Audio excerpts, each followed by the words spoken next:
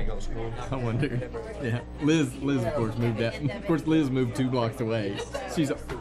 Oh wow, that's cut. It's like I was on vacation for 8 days. Call the meeting to order. Georgetown City Council. Will you please rise for a moment of silence, and Mr. Thompson will lead us in the pledge.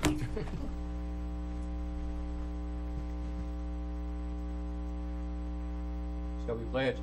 I pledge allegiance to the flag of the United States of America and to the republic for which it stands, one nation, under God, indivisible, with liberty and justice for all. Thank you, sir. Clerk's doing double duty tonight. Had to make sure the camera was on, and now she'll call the roll.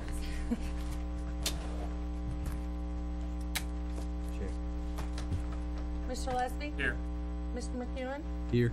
Mr. Penn? Ms. Tingle Sands? Here. Mr. Singer? Here. Mr. Showalter? Here. Ms. Tackett? Here. Mr. Thompson? Here. You have a quorum.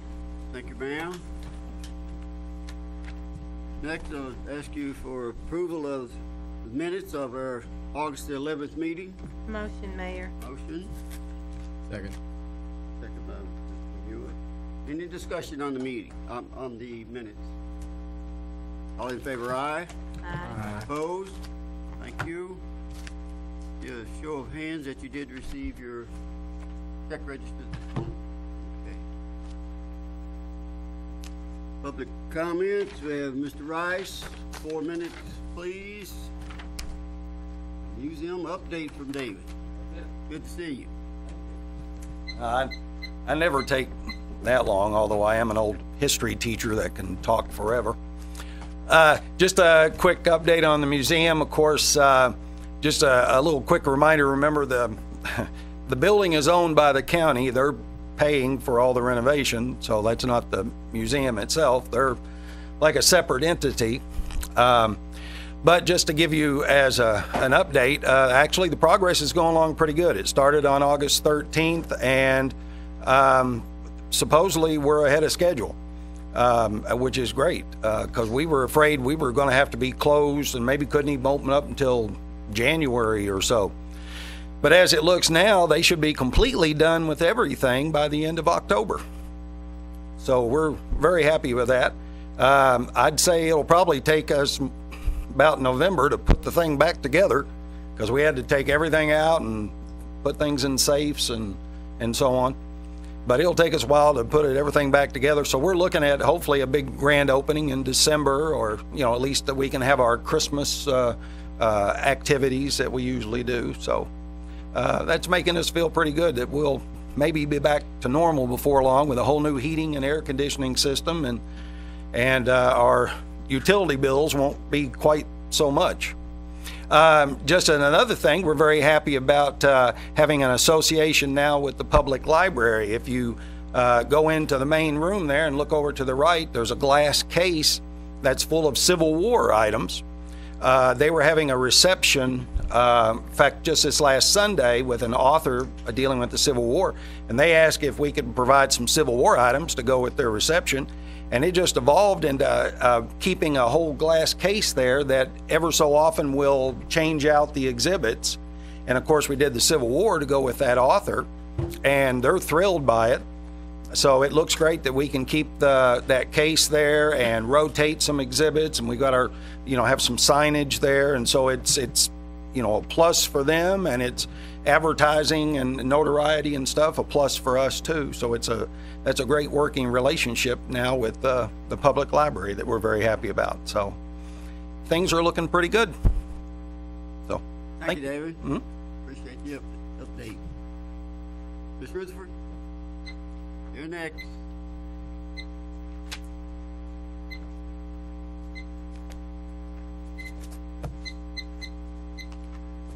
Mayor, Council, thank you know I'm here.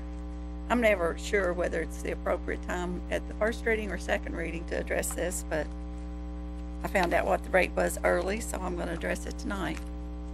This is my 5th year being before this body to address this issue, and I don't think I'm getting through to anyone. As I told you last year, you got to remember when the rates go up or the assessment goes up, the rates go down, and that's what happened this year. The compensating tax rate is the rate that produces an amount of revenue approximately equal to that produced in the preceding year from real property. Not a mixture of personal property and real property, but real property. The compensating tax rate this year is 0.062, which is 6.2 cents per $100 of assessed value. That number is arrived at from the revenue generated in 2013 divided by that 6.5 and the 2014 real assessment number. No city, you need to understand this, no city shall levy a tax rate which exceeds the compensating tax rate, which would be the 6.2 cents, until it has complied with certain provisions as set out in the statute. Cities proposing to levy a tax rate which exceeds the compensating tax rate, which the proposed rate is your 6.7, shall hold a public hearing to hear comments from the public. The hearing is to be advertised and the community made aware of certain things, which include the tax rate levied in the preceding year and the revenue produced from that rate, the tax rate proposed for the current year and the revenue expected to be produced from that rate, the compensating tax rate and the revenue expected from that, the revenue expected from new property and personal property, and the general areas to which revenue in excess of the revenue produced in the preceding year is to be allocated. Last year, the city had a good year. It had approximately $65.7 million in new growth that generated about $43,000 in addition to what your compensating tax rate brought in. This year, the city only has new growth of $29.5 million. You're not going to be collecting as much additional money this year. The maximum personal property tax rate, and it can be less, that can be imposed based on the 2014 compensating tax rate is 15.07, which will generate $173,945,000 in revenue.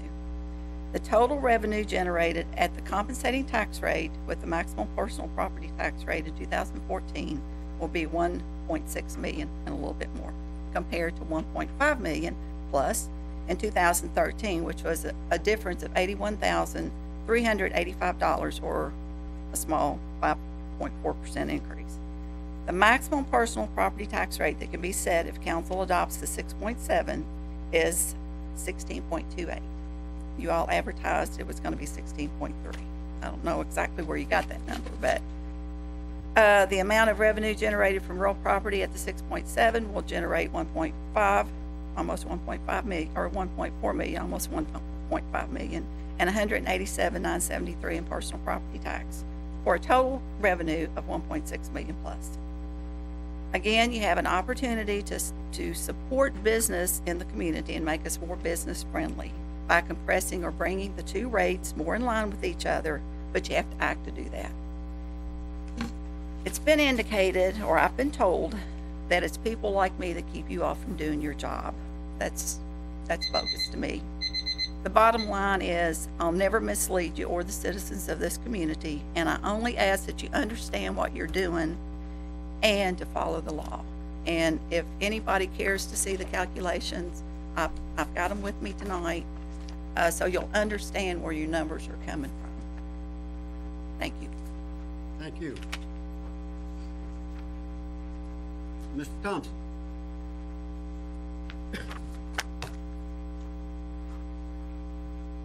Mayor, Council, let me introduce myself real quick. I'm Tim Thompson. I've been with the city for almost 15 years now, employed. I'm a captain on Georgetown Fire Department, and this is the first time that I've addressed the council, so let's see how it goes.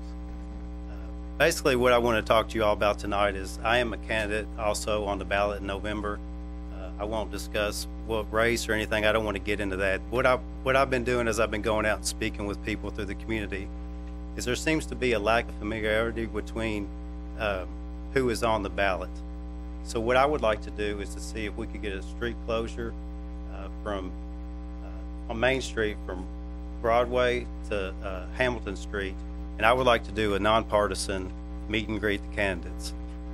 Again, there's certain times that you have to separate yourself from candidate and citizen, and this right now is what I'm wanting to do.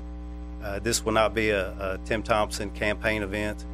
I would like to invite every person that's running for race in Scott County, from top to bottom of the ticket, to be part of this. Gladly share the spotlight, and even to take it one step further, what I would like to do is invite every nonprofit in Scott County to be part of it. And what I envision is basically the firefighter chili cook-off minus the pots of chili on the sides, and have it lined up to where we have vendors as far as nonprofit organizations. From one, it's going to allow the people that's running for office to see what the needs are in the community. Two, it's going to allow people that attend the event to maybe be able to volunteer for some of those organizations. Again, I'm asking for this street closure. It's September 26th is what I'm looking at. It's a Friday. From 6 to 7:30 is when I would like to have the event. I don't know exactly how that would work as far as setting up tables, if it would be from 5:30 to 8. Of course, the big thing would be to get the blessing to do it.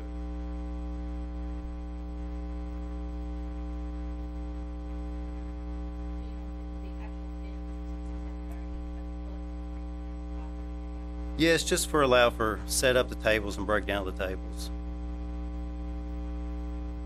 And you know, there's places that we could have the event, and I know we have places, meet and greets set up now for Georgetown College and some other places. I think the mayoral debate is going to be there. But just speaking through the community, downtown's the heartbeat of our community. And this is where we have Festival of the Horse, this is where we have other events, and I think it's neutral ground for everybody. And I just think it would be good for it's just neutral ground. Kind of like the candidates would have like tables and areas. Actually, no, sir. I would not want the candidates. It's more set for the people that are coming to meet the candidates. Okay. What I envision is basically having the table set up for our local nonprofits, and having the candidates actually going around and actually physically meeting people, shaking hands, talking, not having a rehearsed answer that you might get at a forum or something like that, to where unscripted somebody can go up and just ask point blank, what's your thoughts on this? To be able to educate the voters and let them understand exactly where they are on a certain issue. Honestly, I would like it to be to where the candidates didn't even wear their campaign T-shirts or anything. I would provide just everybody having the same name tag, Mark Singer, City Council candidate, whatever, to where they would be able to go up, know who the candidate is, not a dog and pony show, but going up and actually being able to talk to the people and see what everybody's opinion is on certain issues. The 26th is Friday. Checking it out. What are the key perspectives? Main Broadway, Main Street, get recongested. 7 o'clock. Any thoughts from you, Chief, on that kind of slide, or am I putting you under the gun? It's also close the following weekend for Festival of the Horse.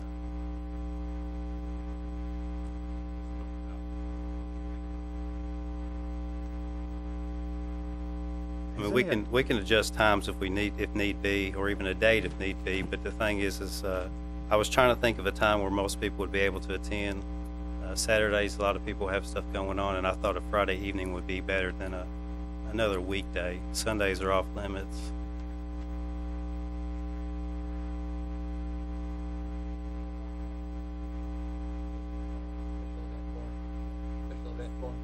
I have not. Get a copy of that.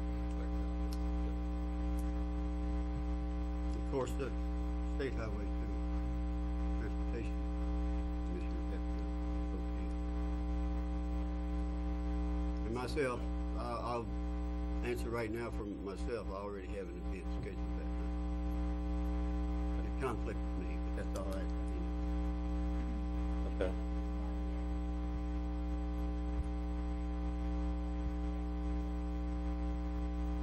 I don't know of anything. I don't know. What's off there? That a home game? I mean, I think it's a great idea. The logistics, I guess, are the biggest problem. I mean, I think it has the potential, to be kind of a celebration of democracy and, you know, really connecting Well, I just want the to growing community back. to engage the our election. community, you know, and like I said, to be able to let people know what the needs are of the community and just kind of open up that environment to where people can volunteer and then people can, you know, like I said, I've been on the department for Georgetown employee for 15 years, and I've met all of you all, but there's a lot of people within our community that, you know, just because of the size of it, the people that have moved in the last year that may not have been able to meet you all, or you know, the slate of city council candidates that we had in the primary, 25 people. I didn't know some of the names.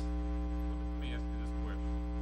David, maybe you can interject, or anyone else for that matter. What if we were just on Court Street here? Would there be enough room for the event just on Court Street? Anyone can put a little traffic over.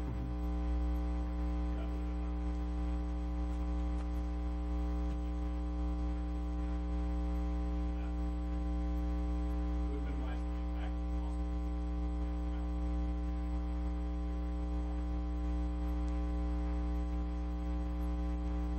Well, typically that's you know, when they're closed. Well, I'll make it work wherever. I just want the blessing to do it, and I want it downtown. So I think I kind of like the courthouse square, you know, the Court Street Square idea a little better. We've had these events before, you know, as a candidate going to them, and sometimes, and I hope this is a huge success. I think it's fantastic. You know, this is a little celebration, kind of the potential of American democracy. It's certainly not an idea that would go on in North Korea, per se. So, but in terms of what I've often found in a lot of these candidate forums, especially the meet and greets, is sometimes the candidates will outnumber the voters and fighting over voters. But, you know, I think this has the potential, especially on a biennial basis, you know, every 2 years when council candidates at least run, and the other time when everybody else runs, you know, being a real potential kind of fall, you know, festival. Well, I wouldn't say festival. Downtown. no, I get could see together, that maybe you know. you know, like I said, the week preceding Yeah. the festival. I mean, lots of, you know, red, white, and blue bunting, and everybody wearing those straw hats, you know, red, white, and blue on them. That'd be pretty cool. But anyway, I think the courthouse square is pretty a good idea. Well, I don't think the merchants will take too kindly to having Main Street closed off 2 weekends in a row. And, of course, 5:30 really cuts into it also. I guess the two questions I have would be, if we moved it to the court square, how soon is best to, I guess, begin blocking Court Square so that it's clear for the 5:30 time? If we communicate that with PD or Public Works, so that the court square itself has that space. I mean, we've been doing that. You've been doing that all year, David. So you can best recommend that. And then what would be the vehicle or who would be in charge? Would you take care of inviting everybody that's on the Scott County ballot? I will get a hold of Scott County Republican Party and Scott County Democrat Party and make sure everybody is invited. Yes, sir. And, I mean, if that's the case, if we could move it to Court Square, that seems like that would be And- easiest. We wouldn't have the concern of the state highway. Right, and I, you know, being able to move it further down the road would be fine too, but I want to have a voter registration table set up as well, and we're looking at that deadline being, you know, just 10 days away or 11 days. So, do I need to speak to magistrates, or do you all have the okay to? We do. Yeah, we can close court. We have that authority. Do they still have to fill out the paperwork? Or you? I'd be in favor in moving it to Court Square and you communicating with Scott County candidates. I'd be in a position to do that. Yes, you have my word that everybody will be notified. Again, it's nonpartisan, And as far as filling out the form, maybe communicate with David Cook about as far as the timing of it. All right. That's the vague one. I don't mind just saying, I'll say, Tim, I do want to reiterate, one of the concerns I think we all have is that we have heard from local business owners about closing off Main Street. It's just been an issue that we've had to deal with. So I understand. we're all just a little bit cautious about that. No, it's fine. I think just having it downtown somewhere, I think that'll work out great, and I appreciate y'all's time, so. Maybe the Great next idea. election, it can be back behind the Okay. In the big card. museum. Oh, that'd be awesome. Yeah, thank you, Tim, for bringing this. Okay, Good. we do have a motion for Court Square at 5:30 on the 26th.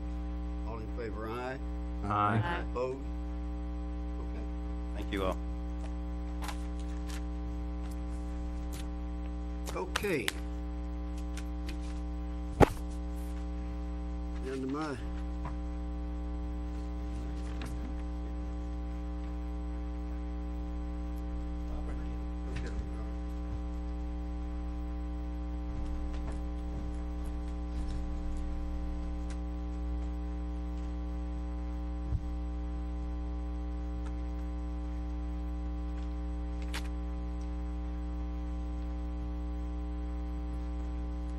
I have a couple of proclamations that I need to read. And the first one is in recognition of our outgoing fire chief. Proclamation, Office of the Mayor. Whereas Robert Bruin began his years in fire service with the Georgetown Fire Department in 1990. Whereas Robert was promoted to chief of the Georgetown Fire Department on February the 1st, 2003. Whereas in his 20-year career with the City of Georgetown Fire Department, Robert achieved the following positions during his years in fire service. Captain in July 1996, Battalion Chief in July 1998, Assistant Fire Chief in January 2000. Robert also served as the president of the Central Kentucky Fire Chiefs Association for 4 years.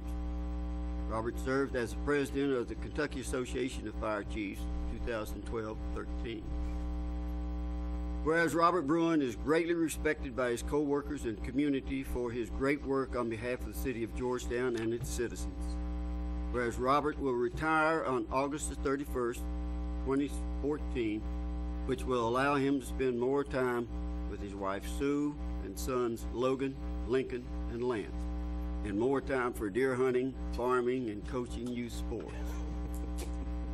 Whereas the City of Georgetown is grateful to Robert for his faithful and exemplary service and wishes him well in retirement. Now, therefore, I, Everett Varney, Mayor of the City of Georgetown, hereby proclaim August the 31st, 2014 as Robert Bruin Day in the city of Georgetown, Kentucky.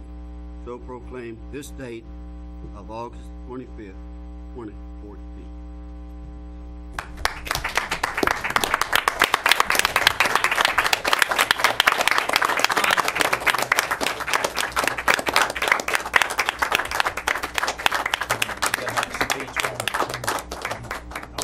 Gotta have a speech, come on. Oh, they said you were. Turn around.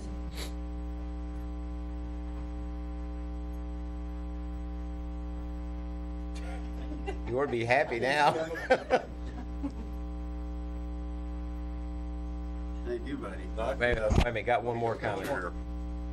Hold There you go. on, one more.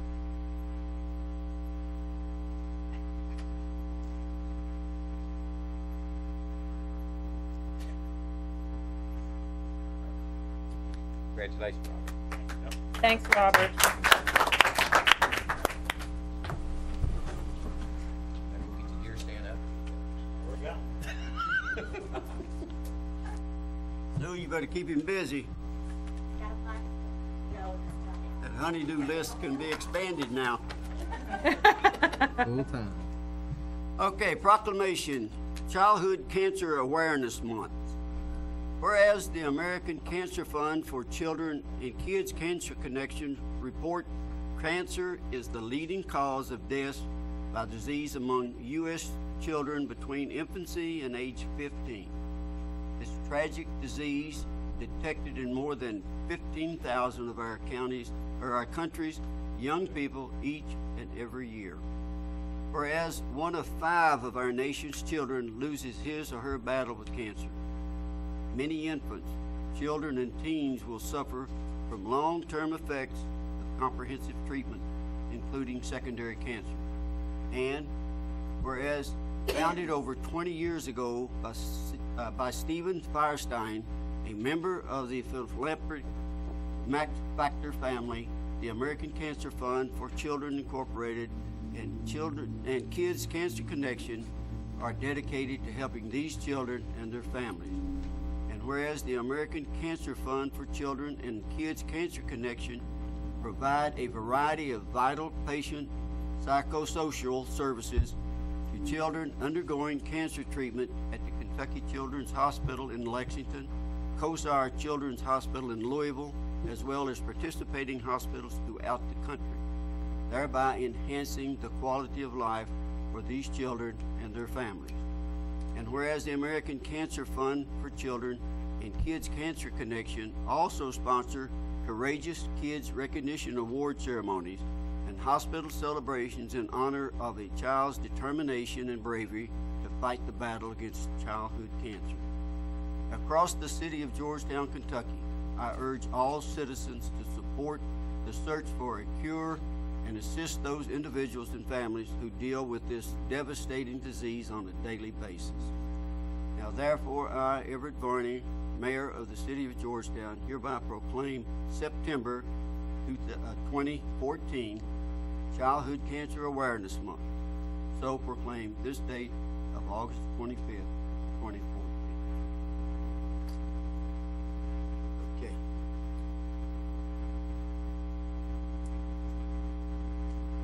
Police Department recognitions.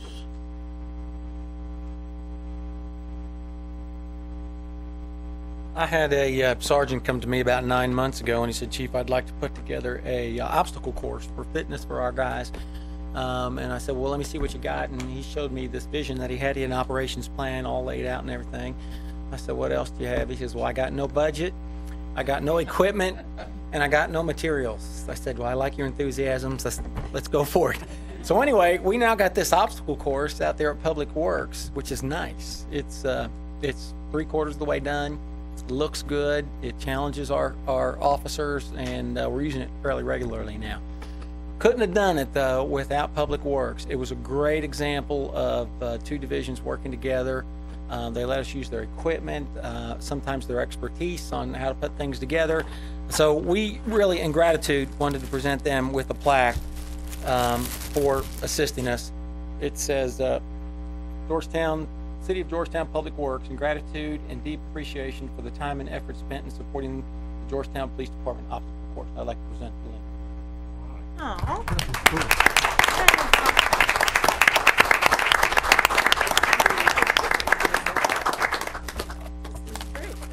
Very nice. Thank you. Very nice. Thank you, Chief. Is the course still intact? Is it still? Yes, absolutely. It is? Yeah.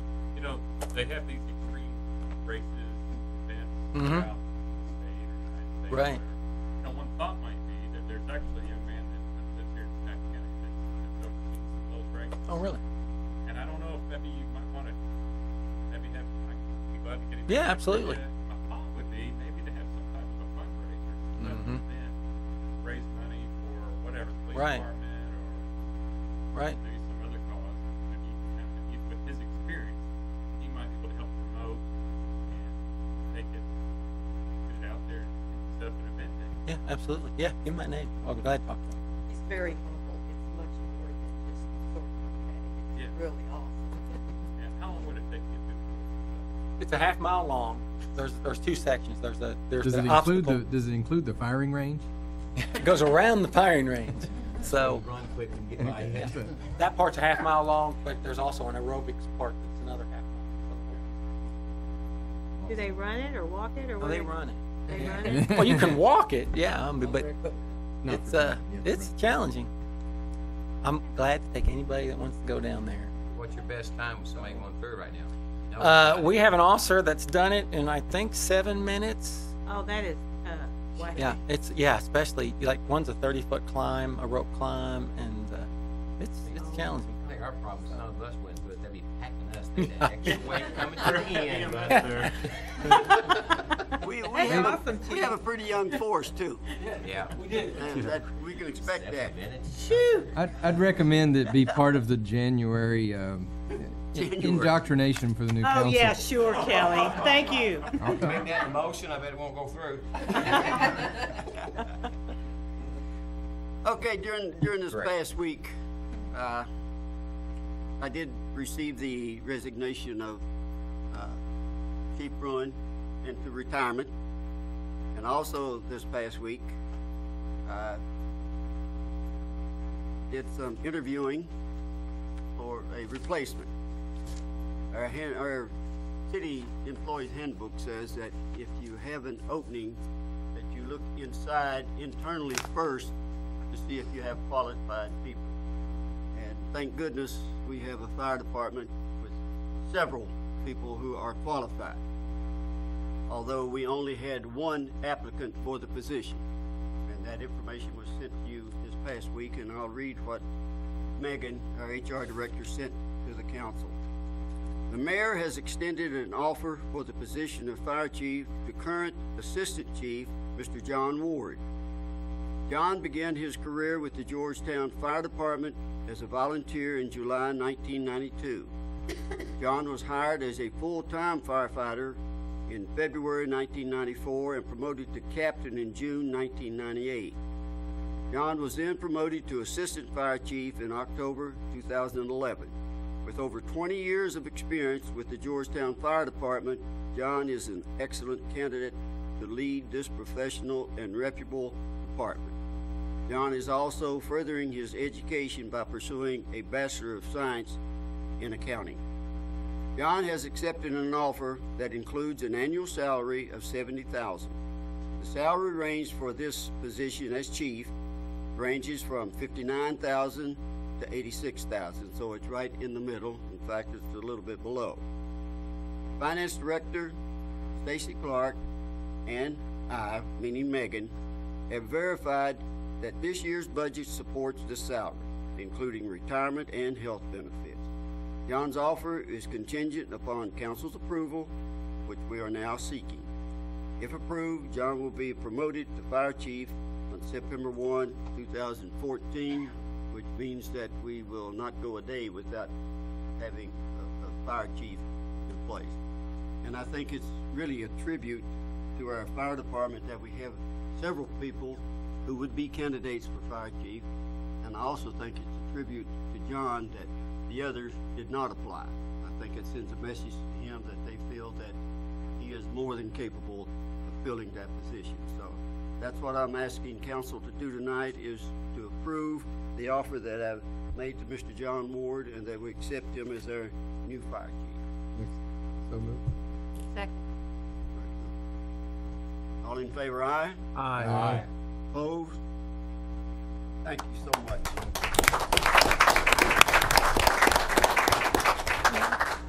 Mayor, Yes, sir. question, will we be replacing Mr. Ward with a That new will- assistant chief?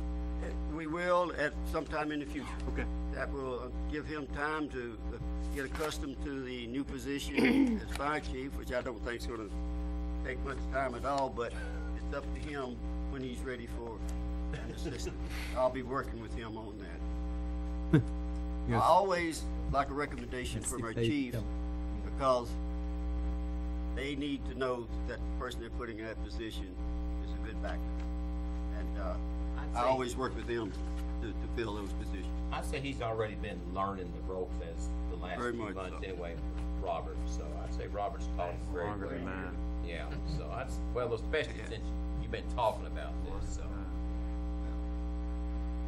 I can honestly say that if we get a replica of what we're losing, we're in good shape. Great. Okay, thank you so much. City Attorney, City Clerk, second reading, Fire Safety Ordinance, sponsored by Ms. Tackett.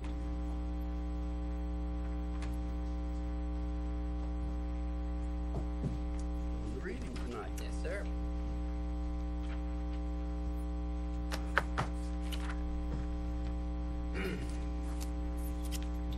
An ordinance adopting the 2012 NFPA Fire Safety and Life Safety Codes. Summary. 1. Amend sections 716, 717, and 718 of the Georgetown Code of Ordinances to update the NFPA Fire Code and Life Safety Code from the 2006 version to the 2012 version. 2. Provides for severability of provisions and an effective date upon passage and publication. Publicly introduced and read the first time August 11th, 2014. Publicly read the second time and passed August 25th, 2014.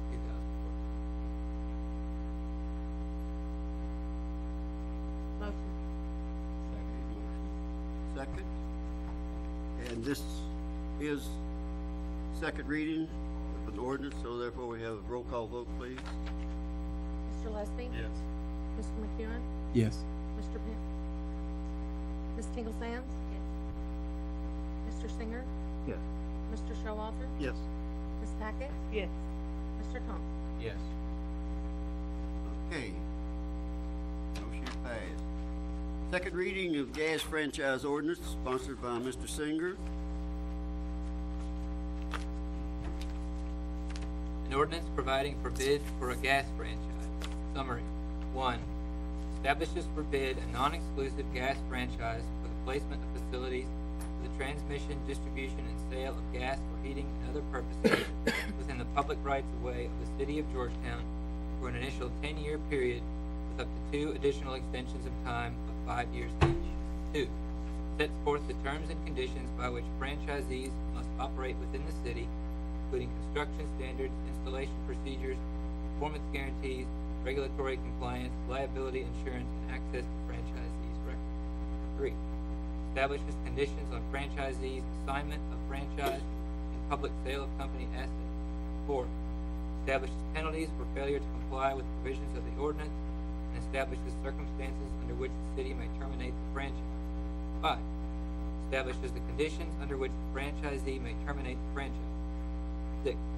Reserves the right of the city to impose, by subsequent ordinance, a franchise fee of up to 5% of gross revenues of each franchisee's gross annual revenues from the sale, distribution, and delivery of gas within the City of Georgetown, with 90 days notice to the franchisee, no sooner than 1 year after a franchise agreement is executed, and establishes the terms under which the franchise fee would be collected. 7. Provides for governance by state law, severability of provisions, and an effective date upon passage and publication. Full text of Ordinance 14 is available for examination in the City Clerk's Office, 100 North Court Street, Georgetown, Kentucky, 40324, or at www.georgetownky.gov. Introduced and publicly read first time, August 11, 2014. Publicly read second time, August 25, 2014. Motion. Yes. What was the decision that That is the maximum that the PSC will allow. but it could have been It is written without any franchise tax. I mean, I know it's different, but it allows, and we not allowed to do Yes. it was written without that allowance. Sure.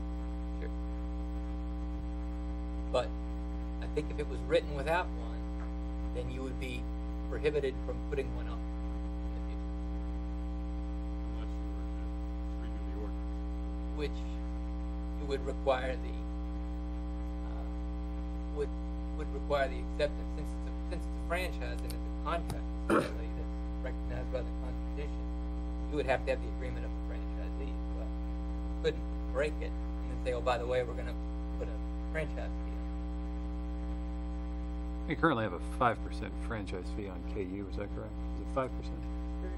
3? The 3 is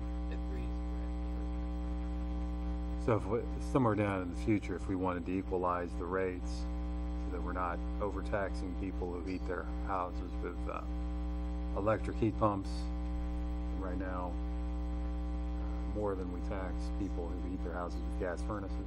If we wanted to equalize those, that is, drop the rate on the KU and then raise the rate on Columbia Gas to get some sort of equalization. We wouldn't be able to do that unless we reserve the right to potentially equalize that down the road. Correct. That's why that's in there.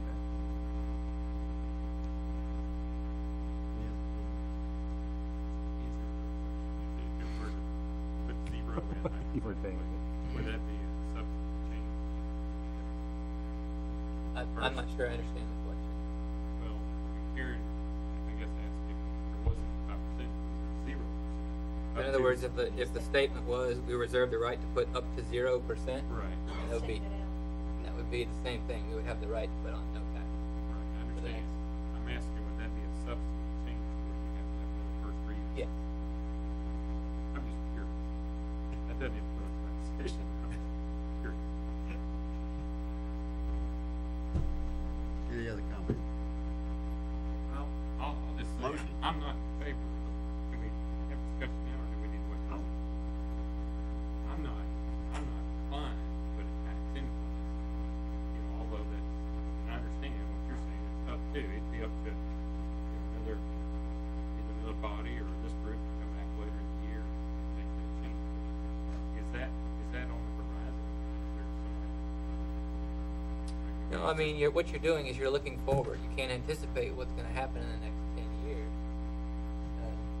And if something comes along in 5 years where you absolutely must have it, then if you put this ordinance in place, which is really required by the Constitution, you're not supposed to have a utility operating without a franchise, so it's really required that you put it in place. If you don't put that right in there, then you are prohibiting yourself from putting on that tax in the future, unless agreed to by the franchisee. And if I'm not franchisee, why would I agree to that? But if you're the franchisee, True. you're just passing on to the user anyway, because I asked people that are here from gas stations about that, were they going to pay that, or what were they going to do with that, and they were going to pass it on to us. So personally, I would rather write it without talking about it, and the franchise fee involved in it. And they got to the point where later on, down 10 years from now, that had to be used, they got to discuss it again. And I'm sure the gas company say, not with us, we're gonna pass it on anyway,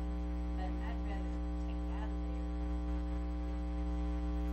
I don't know if you heard or not, but the only reason I put it in there or left it in there was we were talking about when we first brought up the franchise idea about KU franchises 3%. Gas, there isn't a franchise gas rate. So basically, people who use a lot of electricity, and the way they would do that is, through their heat pumps. So we're kind of taxing people who heat their homes with electricity more than we're taxing people like me who heat their homes with the gas furnace. So I thought the potential could be is that we could raise the franchise fee on the gas up to 1.5%, but then drop subsequently the electric rate down to 1.5%. Get some sort of equalization there. I mean, if you don't want any potential franchise fee on gas customers, that's fine. I would just suggest that you also drop the franchise fee for KU as well. Make it equal. This ordinance does not impose a tax, but it preserves the status quo, which is to say that we have the right to put on that tax now, that franchise fee. So anything else would destroy that status quo. Period. That's all I'm going to say. I think I understand completely. Personally, I'm okay with it being in there. I understand exactly where Karen's coming from. In the future, I don't see that I would support an increase in that tax. Otherwise, I don't know how that would be done. I don't mind it being in there, and I do realize that we need to get it. We need to have Constitutional.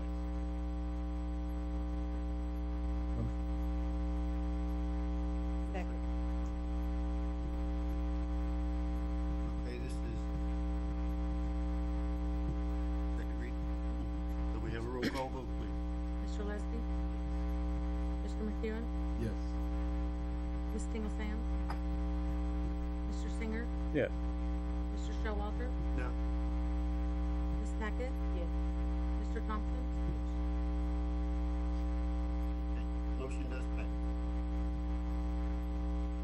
Okay, next, first reading of 2014 property tax rate and 2015 motor vehicle rate, sponsored by Mr. McEwen.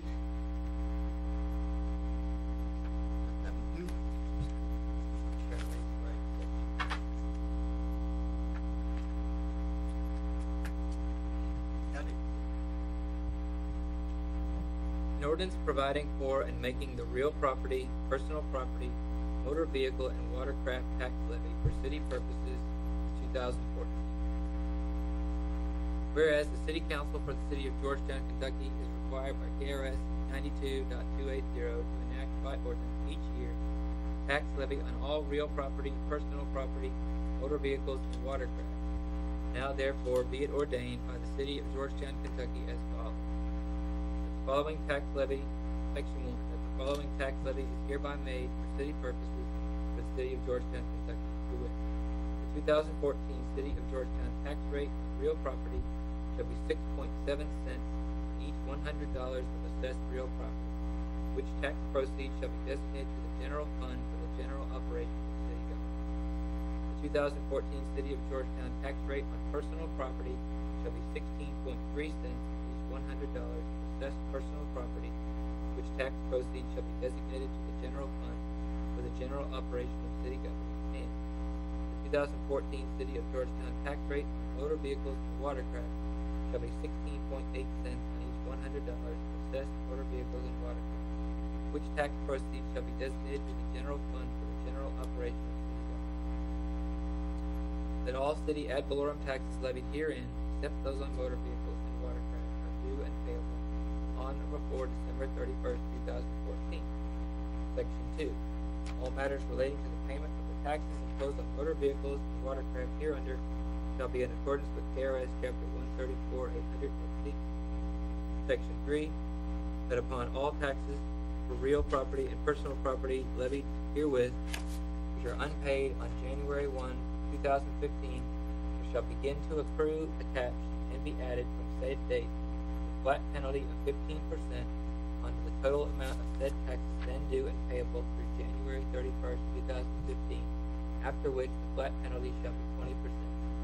Additionally, tax bills not paid before January 1, 2015 shall have added to them at an interest rate of 1% per month or fraction of a month until said taxes are paid.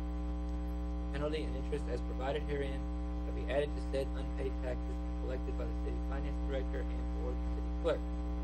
Should the real or personal property tax herein become delinquent, the city financial officer, city clerk, and or the city attorney are authorized to file suit to collect all delinquent taxes plus court costs and expenses, including a reasonable attorney's fee incurred by reason of the delinquency. And 4. Any section, subsection, sentence, clause, or phrase of this ordinance is held unconstitutional or otherwise invalid, such infirmity shall not affect the validity of the remaining portions of this ordinance. Section 5. All ordinances or parts of ordinances in conflict with this ordinance are hereby repealed. Section 6. This ordinance shall take effect after its passage and publication according to law. Publicly introduced and read the first time August 25th, 2014. Okay, first reading. Any discussion on this at this time, or wait till the second reading? Mayor, the only comment that I would suggest or ask is if at the next meeting, Andrew, there would be a change. And I don't know that it would be a substantive change, but I would like to have a parallel ordinance that kept the tax rates exactly as they are. For a first reading? Yes. Or for a second reading. I guess it would be a first reading. Will be a first reading on that ordinance.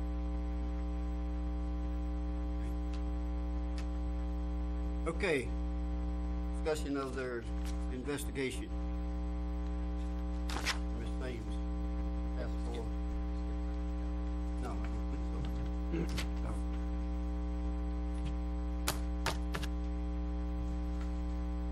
Actually, what I asked for wasn't really discussion on the investigation. What I really asked for was the investigation to be presented. Right, that, I'm sorry, that is exactly what you want.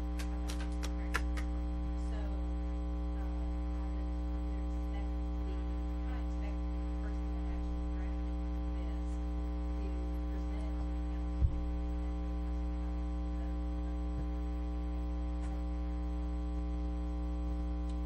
I apologize, I misunderstood if that's what you were wanting.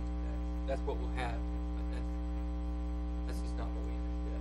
I just thought you wanted it presented formally on That's the what I agenda, thought. and I apologize for that. I can get in contact with Mr. Fowles and see if he's available to do that. What are you holding? What were you holding? Well, this is another point of this, since we're talking about topic of that it needs to be done to us a little bit more formal than what's been done, because it's just simply been emailed, and that's what I kind of expected it to be presented to us formally in the packet, instead of it just by email, so that if we did want to discuss about it, we know we're discussing it. It's never been actually attached to packet. It's been sent to us by email, never attached to the packet. So actually, That was my fault, because it was my fault because of how we meant to put that in the package, but I apologize for that. But it was emailed.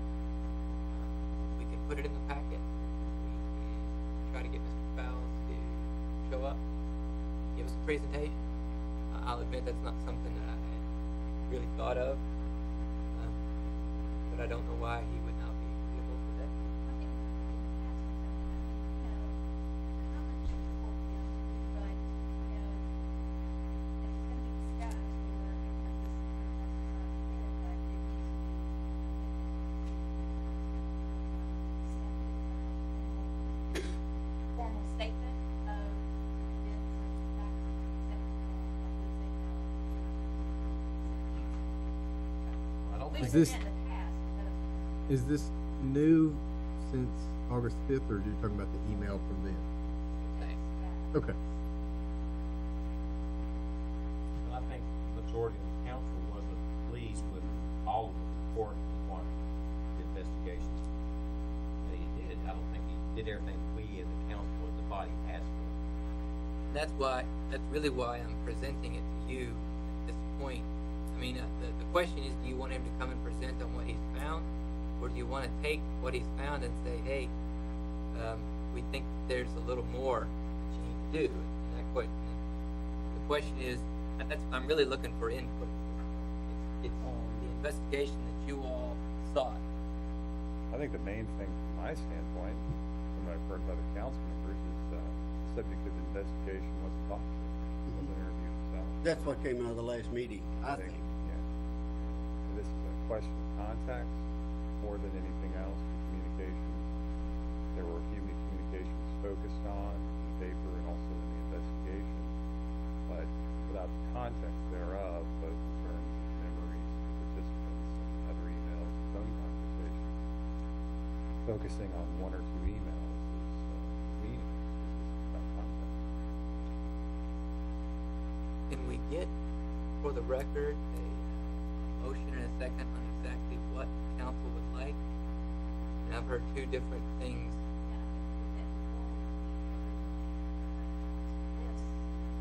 It worked out I don't real think well, we didn't have it? That was a 2-hour meeting or something over what we were looking for in the past, but, if you want to talk about that in here, that's up to council, whatever council wants to do without the person that has to report down here. It does not matter to me, but it needs to be done in a formal fashion. The way it has to be done is what y'all have, y'all discuss on what either yes, agree, accept it as it is, or go back to So are you asking for that to be formally introduced into our council packet versus the email, but it's gonna be the same information? yes. So it's a record, a proper record. That's what Andrew proposed put here is, but I don't think having it sent out as an email has a proper record. It didn't seem like he did what we asked. So that's what I'm saying. Either we don't accept it and have a finished investigation, or we accept it. Okay, that's where you need to give us some guidance, when you say you don't accept it. He did what we asked him to do, with the exception of talking to the person in question. No, I hate to disagree, Mayor, but there were a couple other people that we had asked for him to talk to, if I'm not mistaken. Am I correct? I don't recall. We did, Here's know if here's the we were real specific. issue in a nutshell, and I don't want to beat around the bush too much. But this is a body of record, not a body of discussion. So what went into that order? There were multiple opinions from this body on what they believe the scope of the investigation should be, shouldn't be. None of that stuff really matters. What really matters is what made it into that written document. And he took that written document. As much as we argued about it, and as much as we changed it, and he went off what that was. That did not produce the results that you desire. So what I'm saying now is, as a body of record, you either accept what you got, or you state a new record that says, this is clarification or an additional request of what we would like done. And that's really the only option that I see as your legal advisor. We can talk about what we want to see all day, but that won't get us anywhere. It won't get us anywhere legally. So can we, are we at a point where we can make a decision on what's in writing from the investigators? You can make a decision on where you want to go from here. Absolutely. You don't have to. You can think about it some more. You can accept it. You can reject it. I mean, you're in a position as the body that has ordered this investigation to modify it, to accept it, to reject it, whatever you do. You may not be ready to do that, and I can understand that. I'm here to present it and tell you what your options are at this point. As far as I am concerned, until this body takes an action, it remains a preliminary investigation. Yes. Seems to me, maybe to keep it simple, the investigator to certainly interview the subject, and then anyone else that felt like they had some certain information. And I think there were a few people that did say that they were involved in the investigation. Including other council. If that's the case.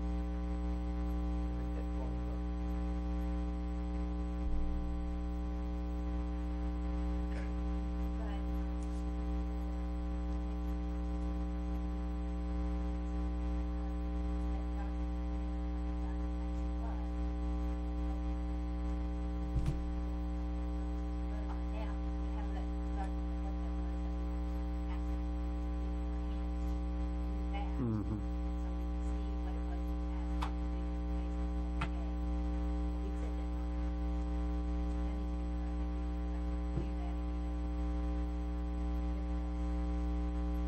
It was Karen's motion passed that. We amended it some. Well, I don't mean to blame it on you, but we amended It was it. an actual municipal order. Yeah, municipal So, order. Yeah, but in her motion, and I remember, we argued over this because I wanted a little more narrower scope as far as the particular emails that were in the paper and what happened there. I think the majority of council wanted a broader scope, and I think her motion, and I don't have it in front of me, reflected that broader scope. And the actual municipal order did, I think, reflected that. I mean, we wouldn't have argued over it if it didn't. That's what I was thinking. Remember that this very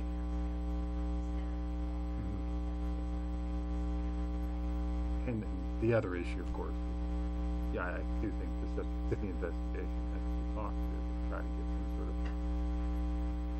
context, frame of mind, those sort of things. Motion, yes.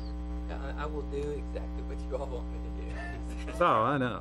Say What we I like don't about want to. you. I don't want to second guess the will of the council. Even though I'm hearing some consistency, I want to know this is the council's investigation. I want to know what the council. I'll definitely make a motion to direct the investigator to talk to Mr. Penn. I'll make that motion. Completely. Well, I mean, that'll at least make that part of it. Oh, that's fine. Yeah, Go that's ahead. fine. But throwing something out. And anyone else that expressed an interest in the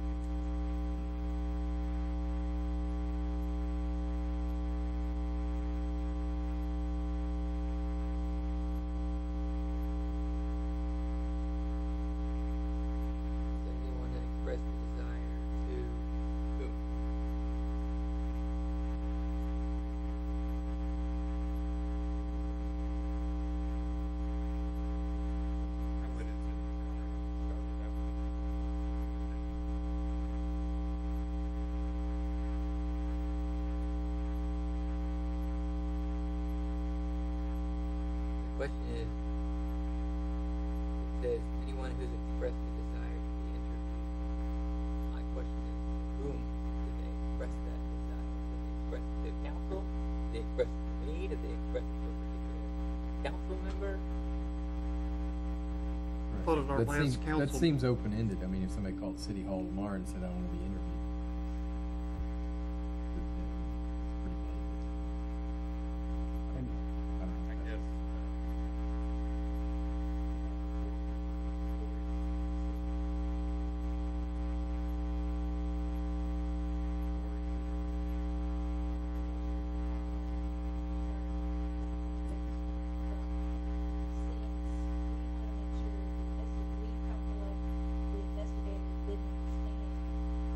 what we were looking for, what if he does want to talk to the council, discussion with him, so we can deal with what the body is wanting instead of it strictly being, so that he can understand where we're going, what we're looking for or not. If we do that, and he can come to us, it's communicate between you and him the way that we would communicate. And that's what we do, we do ask him.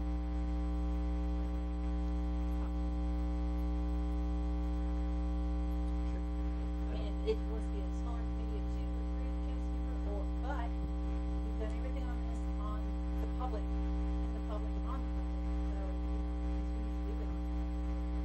Everybody is on this. maybe I'm rather have the subject interview. I feel like I'd rather have all the information out of the book coming to us and just tell us what he's got. Well, We've what I'm kind of s- read that. What I'm saying is, I don't think he understood what we, I don't think he understood what the council was. You're probably right, but I feel like that this Andrew reflect that. Well, you can always let him look at the minutes. Well, and I would, if it had been me, I would have gone back and got my tape from that night, even though, like Andrew said, this is the documentation. But still, that would have gotten the flavor of what was going on, that had happened. But I know he needs to take the documentation, so that's why I thought he comes here, talks to us, and open, and gets a little bit more knowledge of what. Let him link it together.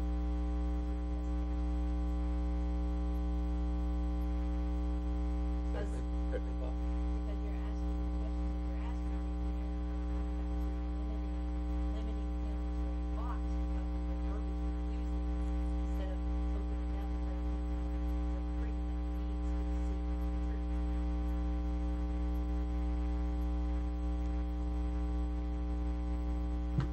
Sure. Clear on what they're asking. Clear as mud. You mentioned something about talking to 2 or 3. Personally, I prefer that if he's gonna address the council. Because it's the council decision. Yeah. Well, since Mark has already made specifically aware and just said it right out that his expectation was Mr. Penn to be interviewed, he was not. So, in saying that, whatever anybody on this council wants specifically checked into, why don't they just say it? What are you looking for in this investigation? What do you want? Who do you want him to talk to besides the director and the board and the employees and former employees of that department? Is that what you're talking about? Or are you talking about all city employees or just there? Be specific. As far as a specific question, I think that's the point. I think you're making the right point, because it has to be a specific question about What was the intent of the email? What was about a specific event or events? It has to be something. It can't be just whoever desires or wants to be interviewed. I mean, we have to have some sort of first idea. And with the email, we have it. But if there are other things that have gone on, we first have to name what those things might have been, so that then he can generate from there who he needs to talk to. So let's just go back to your motion and add to that, be specific to talk to not only the director and the other person that was involved in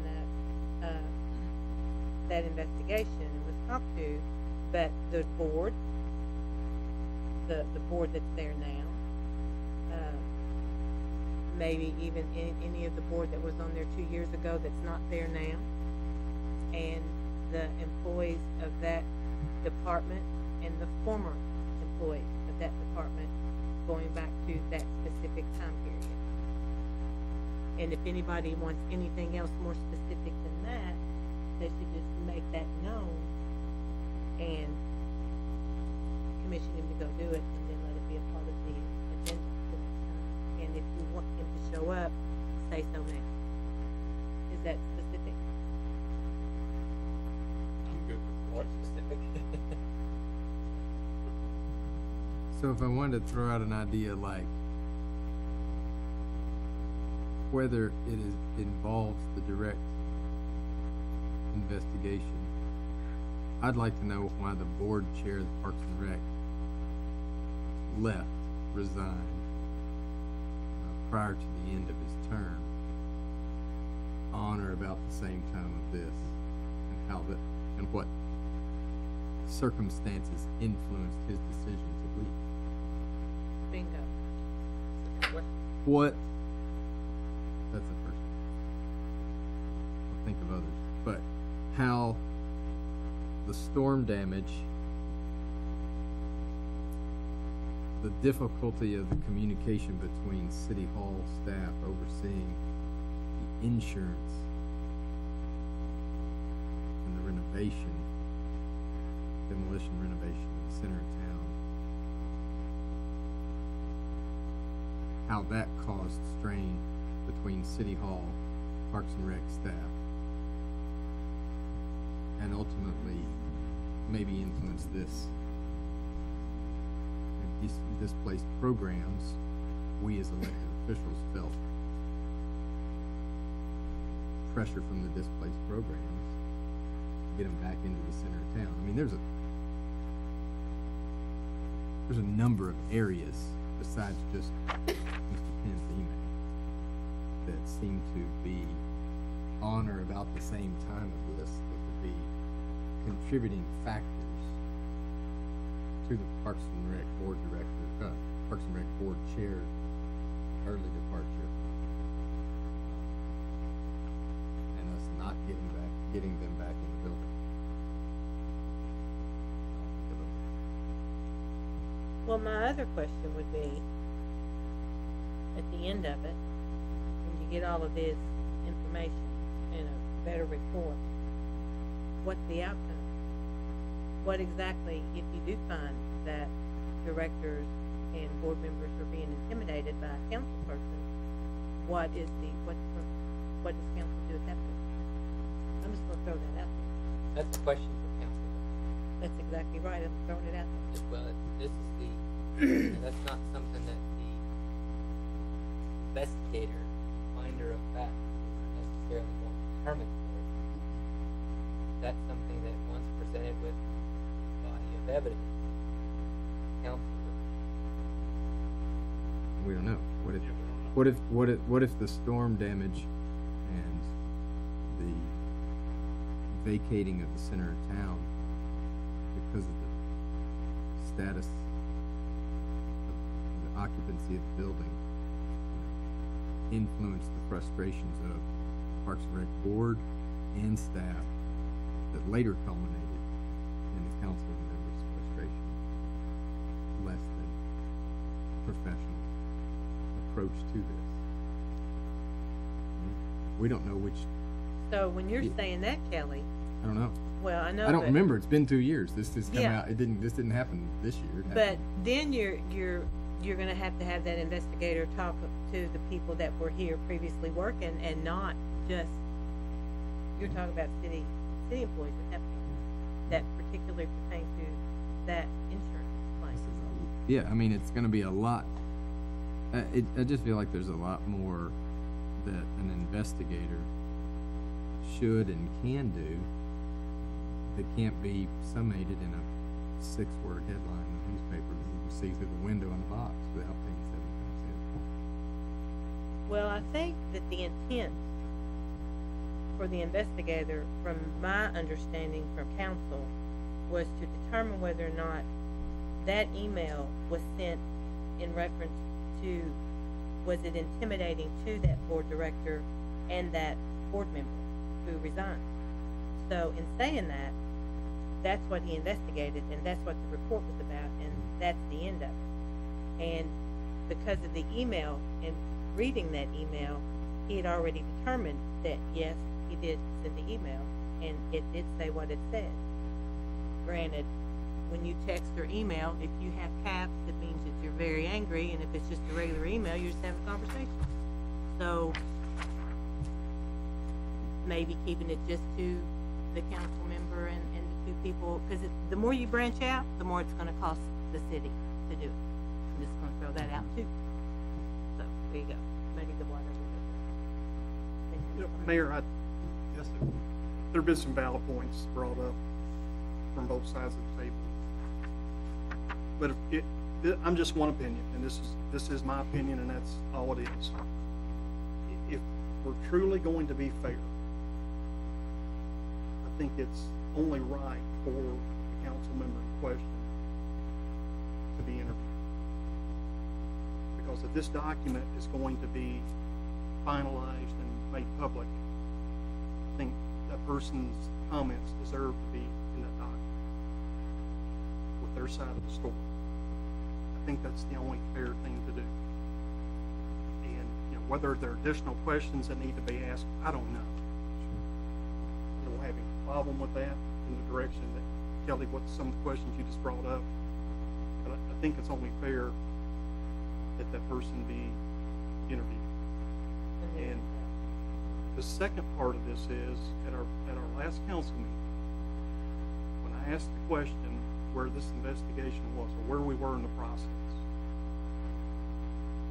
I thought, and I could be wrong, and if I am, I apologize, but I thought both of you stated that either there were other people that wanted to be interviewed, or you had heard that there were other people that wanted to be interviewed. I don't know what is involved there, what those people have to say, what they don't have to say, but I think we have if we've taken it this far, I mean, this is a pretty serious,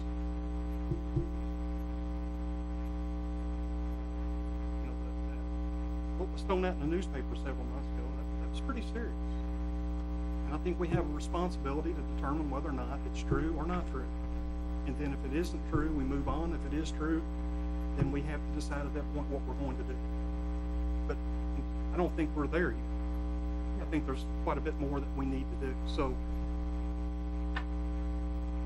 I wasn't on the council. In fact, neither one of us were on the council, I don't believe, when all this happened down at the center of town. But I do believe that we need to have some more work done on this document. And I would be for going ahead and moving forward, and then at the end of the process, having the attorney here and then presenting his final piece of the puzzle of what he found. And if there are council members involved, then so be it. But if there are other people out there, I think we have a responsibility to at least listen. And if it doesn't go anywhere, then at some point we have to decide to move on. That's just my take.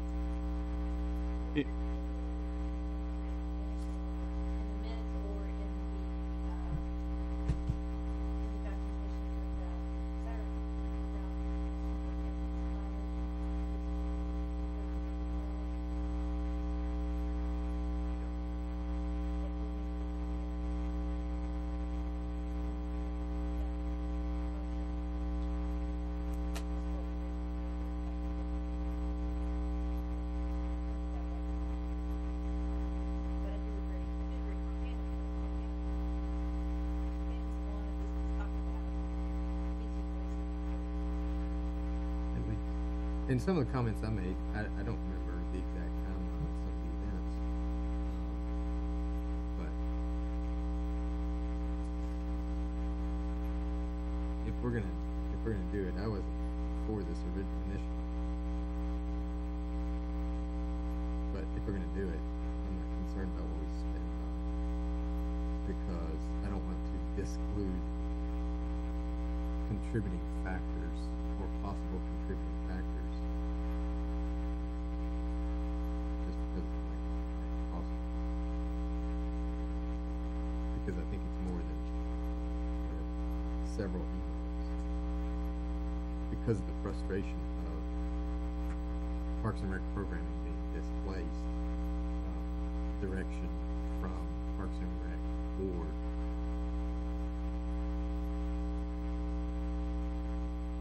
And there may be things to investigate, I don't know, between just Parks and Rec administration and board that would be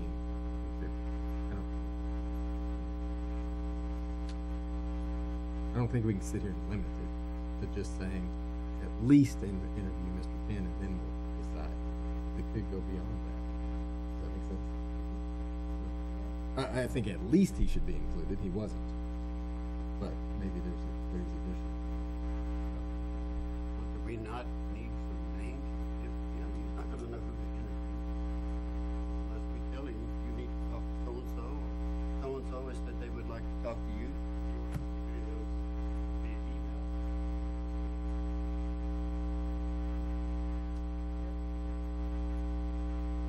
Council can be gotten hold of as easy as anybody else. Absolutely. But they won't be. Do you have anything? I think you should contact each of us and see if there's any comment or any particular that any of us have individually. Exactly. Because what we don't want to do is assume because we've heard through the grapevine. I want to that that's true. You know, if someone wants to come to us and say yes, that contact these people for references for people to interview, or the word is passed on to those people. Hey, get in contact. Or truly want to be interviewed, get in contact with me, or directly with the investigator, or however we want to set it up. We want a clear system for people. We're not just picking people out of the air just because we think it's relevant. I think Kelly's got a really good idea or point about anybody can be they come up now when we interview. I think it probably ought to come specifically if any of the council members know people that it can direct to the council. I think you should What do you guys contact think? the person. No doubt. Hey, about are it. these going to be matters? Are they going to be talking about matters beyond center of town, Parks and Rec? I think they should. That should be the scope. Should be. That's not what the original, we don't have it in front of us. We can't. I don't think that's what the original one said. Didn't have anything to do with it. And I didn't particularly like that resolution, that municipal order. I thought it should have been. Yeah, I voted for it. Well, we I wanted that didn't. show up. Everybody else did. But because there's a specific question that was brought up in the paper, and in reference to Connie's point, what will we do if whatever the investigation shows up? I don't know, but when you've got a department head that levels the accusation that she felt like the council member was trying to get her to lie before council, that's as serious as it gets, and it's kind of like the fire department, they show up, if they hear the alarm, they show up, and it might be somebody overcooked a steak, and it might be a 3-alarm fire. In the same way here, we hear that sort of accusation made in the public against this council, against a council member. We don't have a choice but to investigate it, regardless of where it leads, and maybe not even with an idea if it's going to lead to impeachment or if it's going to lead to shrug our shoulders or say, well, there's no truth to this. To me, you can't get into the business, though, of going from one accusation and then setting up a system potentially where anybody can call City Hall or anybody can call one of us and simply volunteer to say, I want to be interviewed and I'll provide you with information about Mr. Penn. And it may or may not have anything to do with the center of town. They may just have In general. they just may have an axe to grind against him, and apparently there's a pretty long line. And he'll probably find that's funny. That's And- when I asked for names. And I think you've got to get it into a discrete, clear circle of this is what we're talking about. This is the question we need to answer. Period. That's what they've asked us to do.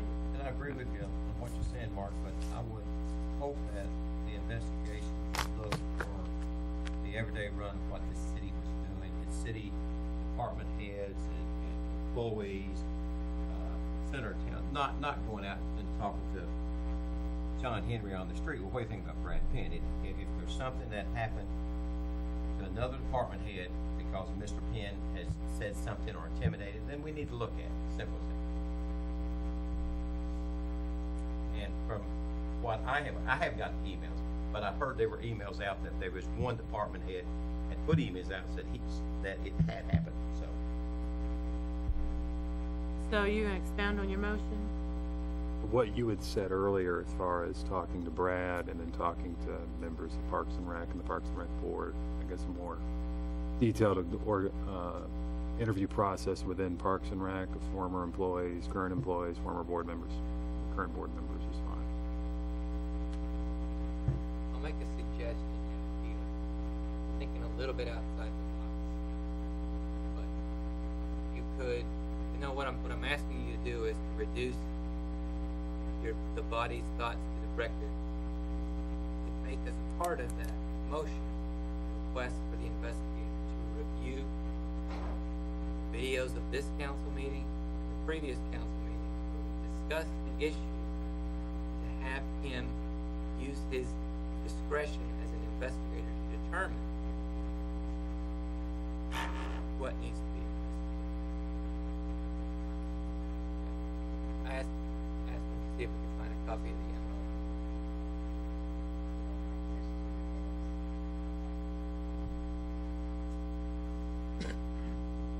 We take a 5-minute recess. Sure. Go ahead. Motion, take a recess. Second. All in favor?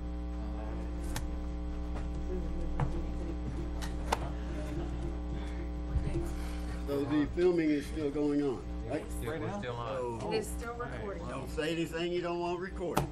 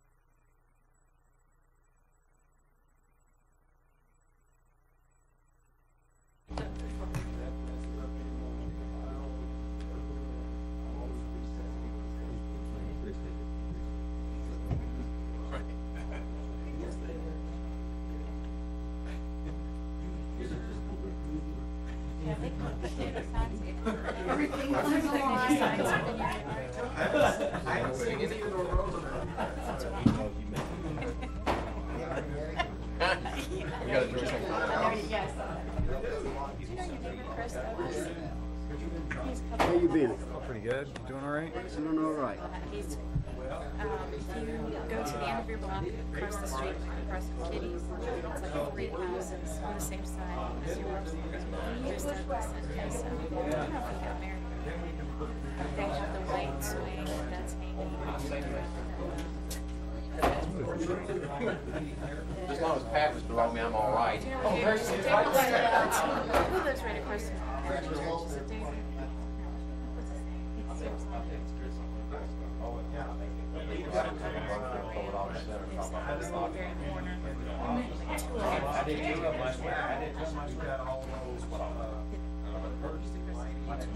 Is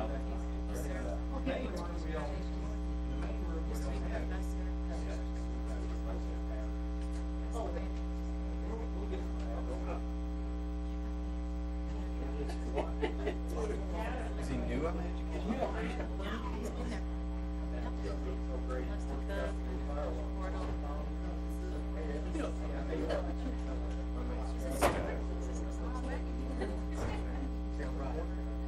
It drives me up, but I'm like, Yeah, 2 down for Kitty.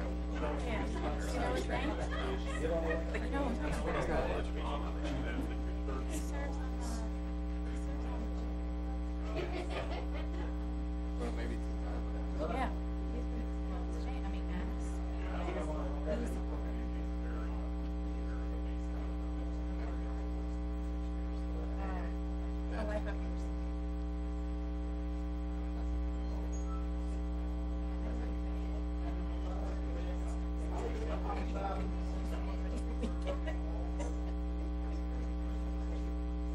I mean, it's like $4,500 difference.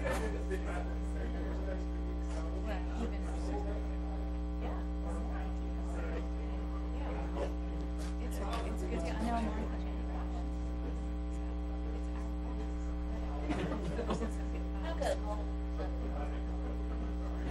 yeah, I was planning on going home. It's not hard.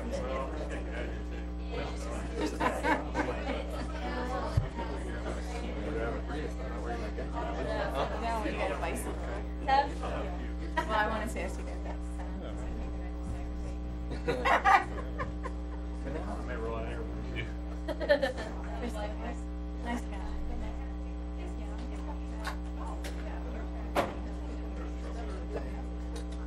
Are they new to Main Street? Probably been living there for 2 or 3 years. It's a brick house. It's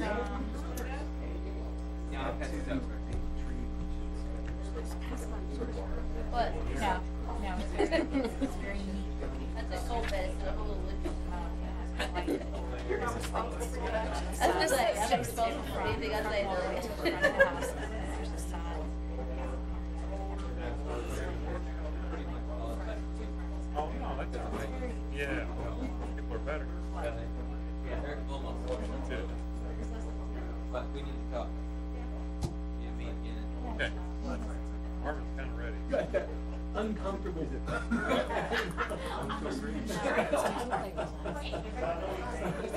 Yeah, it's funny when you drive by and all of a sudden until you know somebody's there, you don't pay attention or unless it's for Look sad. at that side. I mean,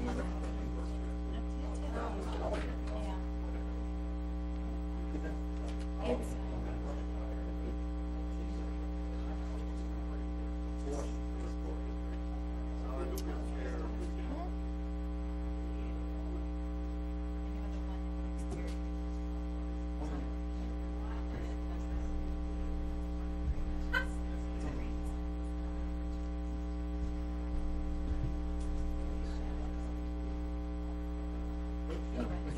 Oh, no. and I don't like having an empty nest. It's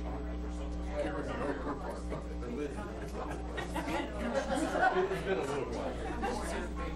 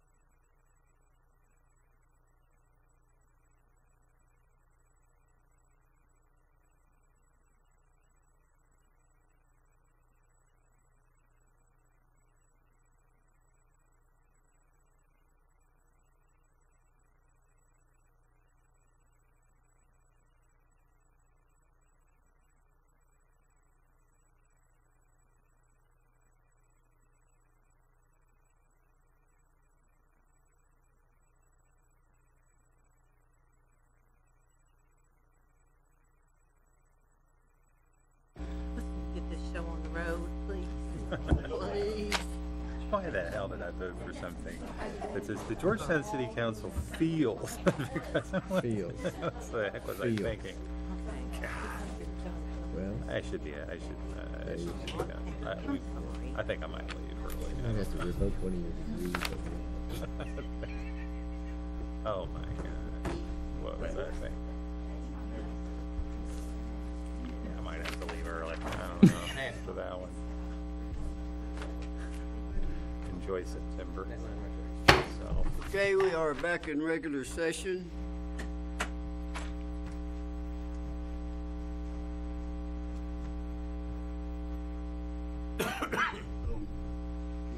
City Attorney, where are we at this You all point? have in front of you a copy of the municipal order and the minutes from that evening.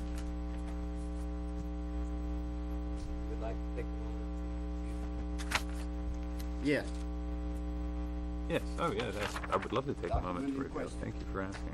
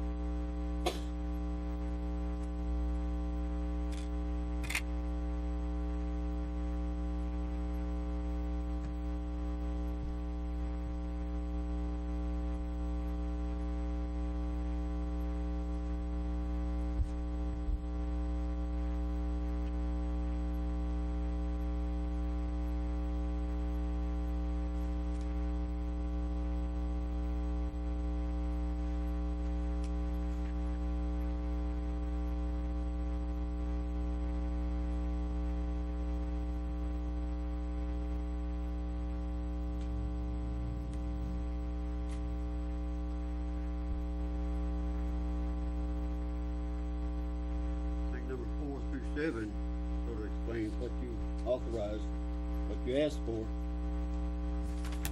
Seems to me to be pretty vague.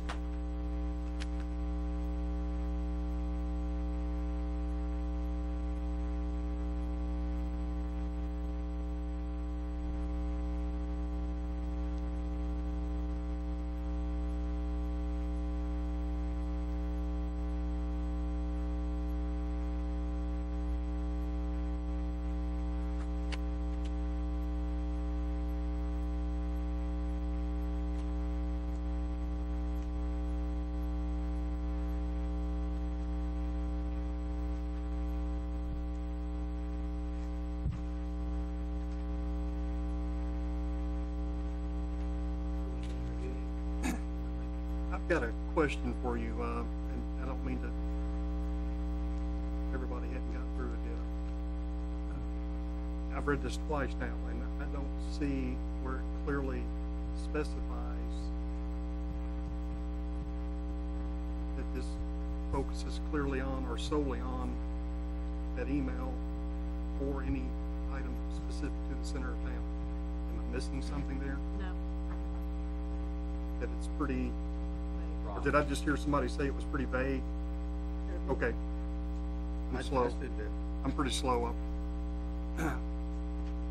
And I guess furthermore, if you flip over to the back side of the page, number 5 specifically kind of sticks out to me.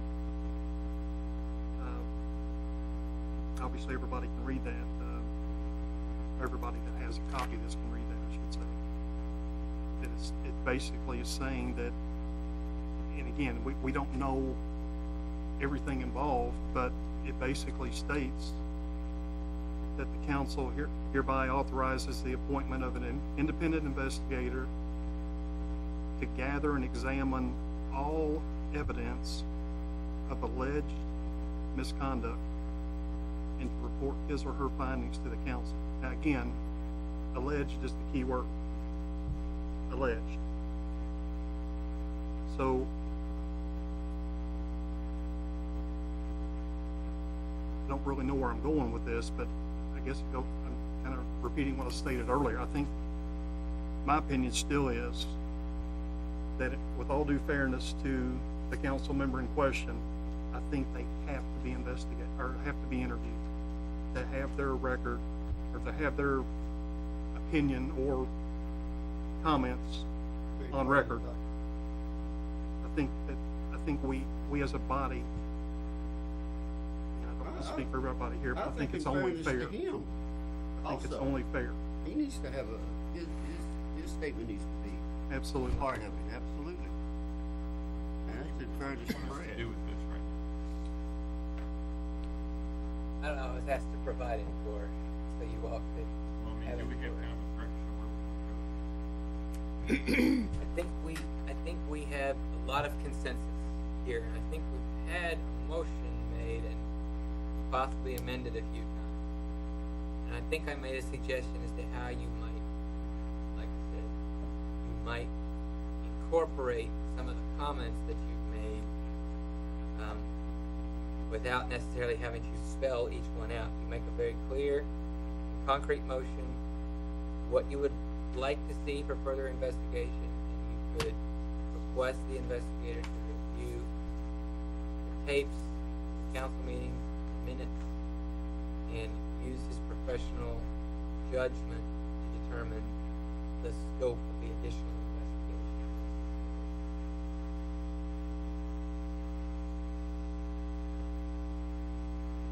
we're about 3 motions so far.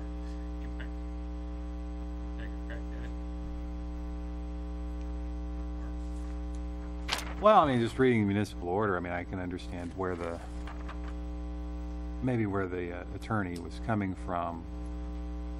Sort of, I mean, council hereby authorizes the appointment of an independent investigator to gather and examine all evidence of alleged misconduct and report his or her findings to the council.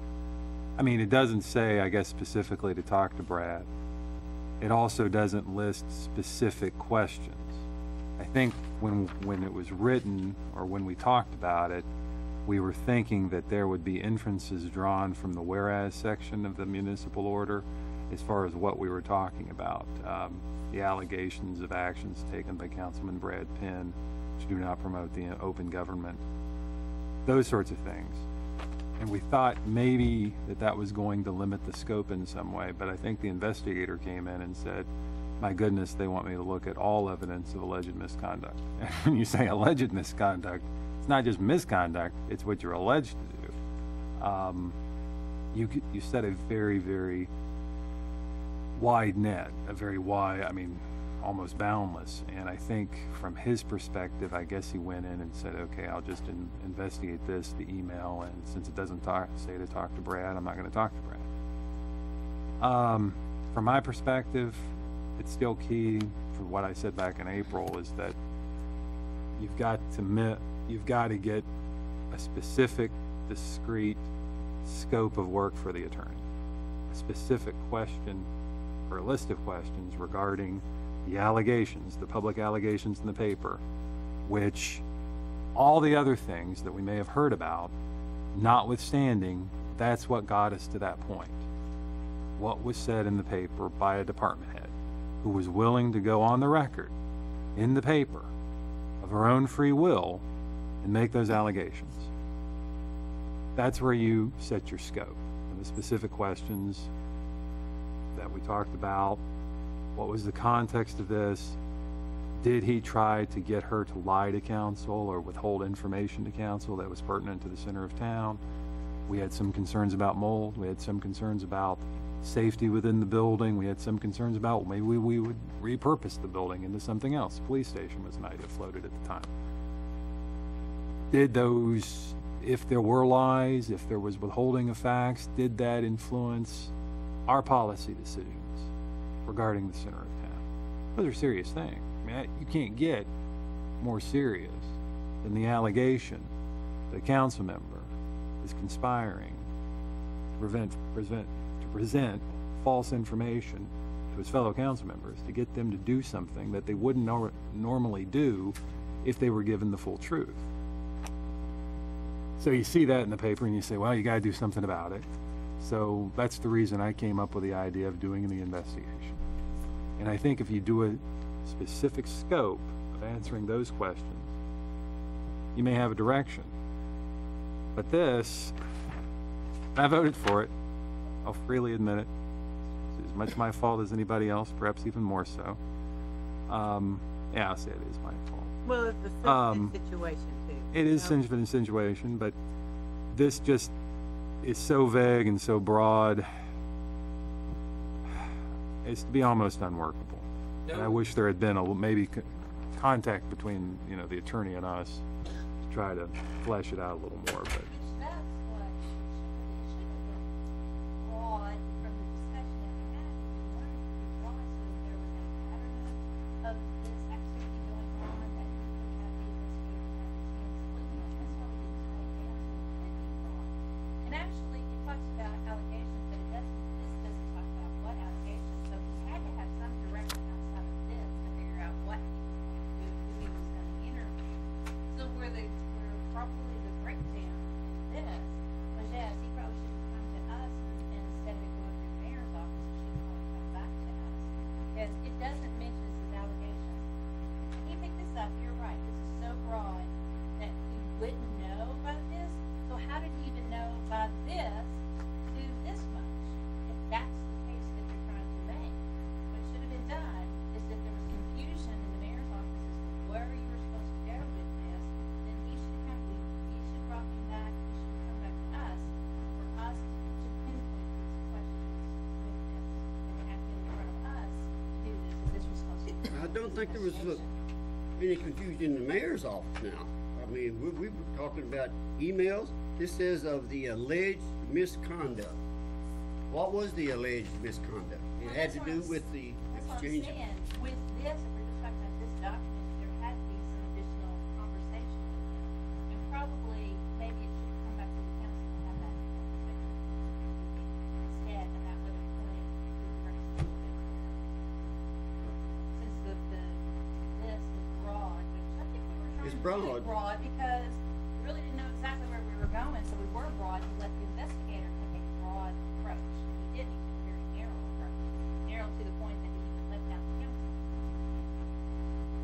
So, Alright, let's fix it. Sue, Mark, do you want to make a motion? oh yeah, that's fine. The motion. Let's fix it, Mark, make the motion. The motion. Kinda got us here. Okay. Fine. Very sorry I have you. No, Very I'm sorry. just kidding. But let's, I think a motion, I think just a two-step motion, to talk to Brad, number one, interview Brad, and then within the scope of the specific questions of, did he attempt to get Jerry Rimley to withhold or present false information to council, use coercion or intimidation to do so? Was that his intent? And to get to intent, you have to get the context and frame of mind. You've got the document, figure that out. so would you include in that behavior and pattern of behavior? I don't know. I mean, to get pattern of behavior, you have to look at other incidents.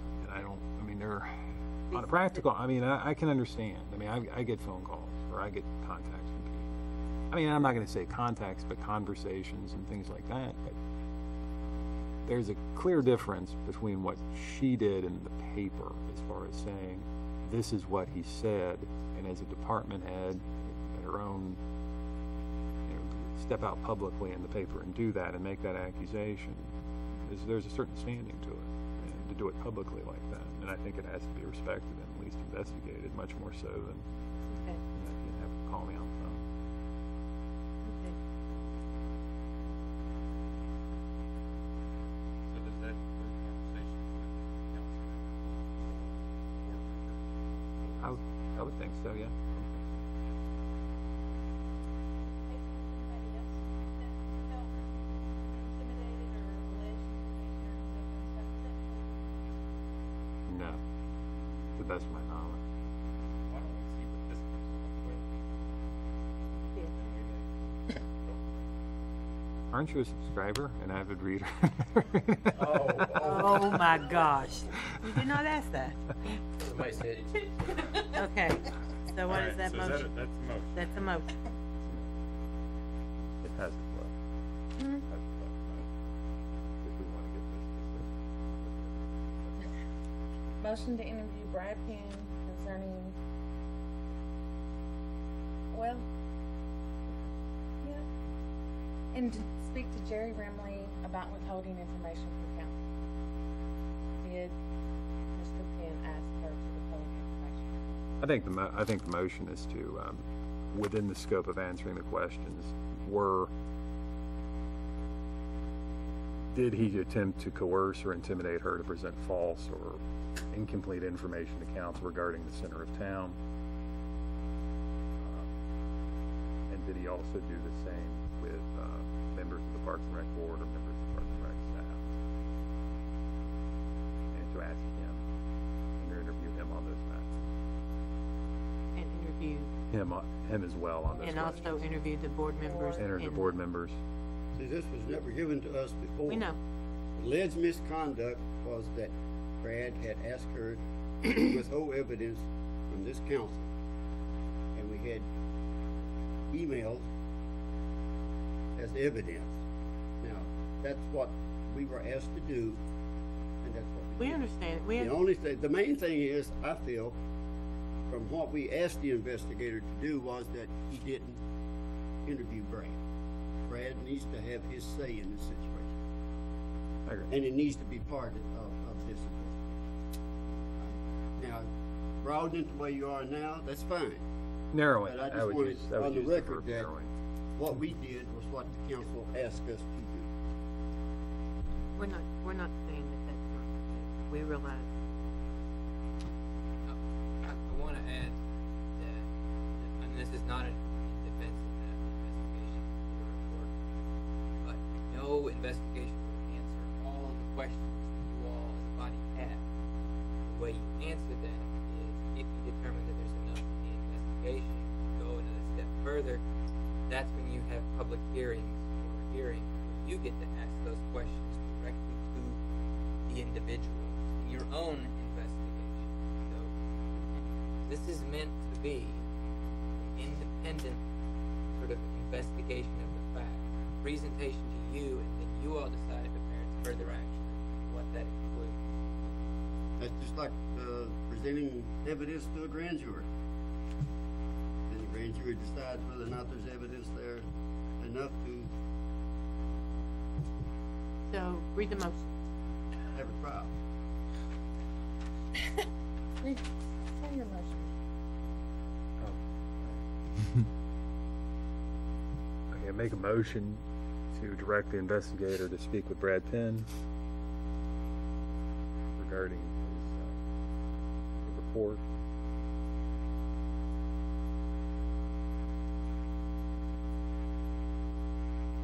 And to continue to investigate,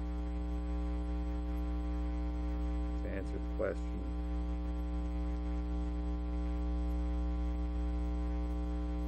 Whether or not Mr. Penn used coercion or intimidation to withhold and to get Jerry Rimley or any other Parks and Rec employee or director or board member to withhold or present false information to council regarding the condition of the center of town building.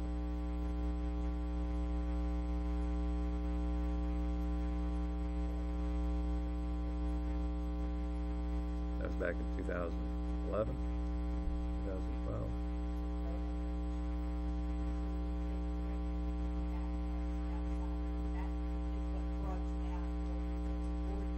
Well, Parks and Rec Board of Directors, the board members.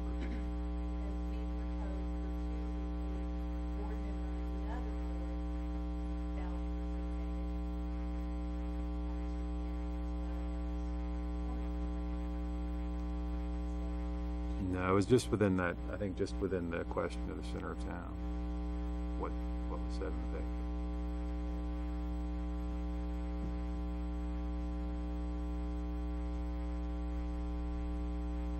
Second. Absolutely. Any further comments? All in favor, aye? Aye. Opposed? You have it over here, and Andrew's been taking lots of notes here himself. Okay.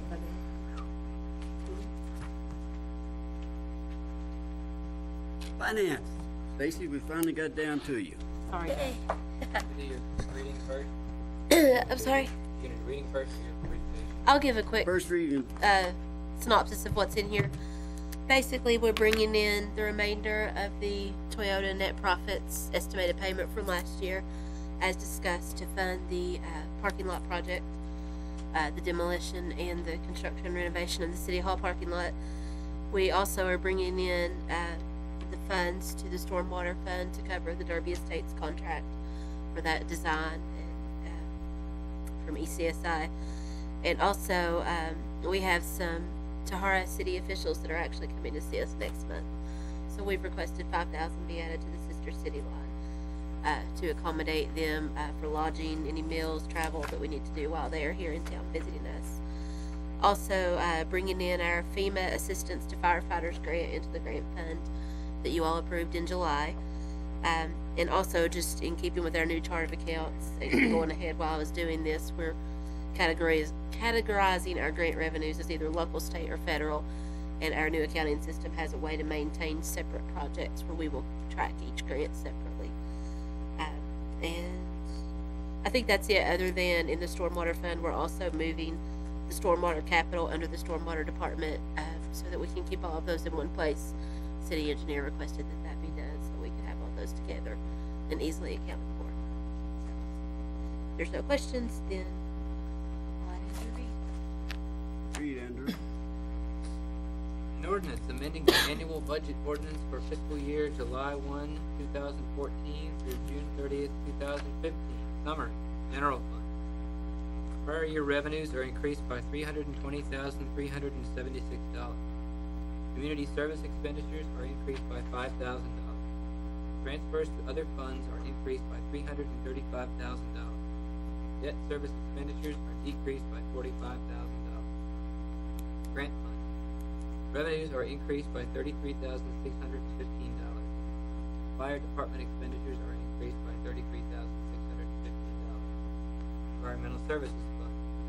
Transfers in from other funds are increased by $60,000. Stormwater expenditures are increased by $60,000. Expenditures of $172,500 are moved from the capital expenditures department to the stormwater department. Capital project fund. Intergovernmental revenues are increased by $125,000. Transfers in from other funds are increased by $275,000.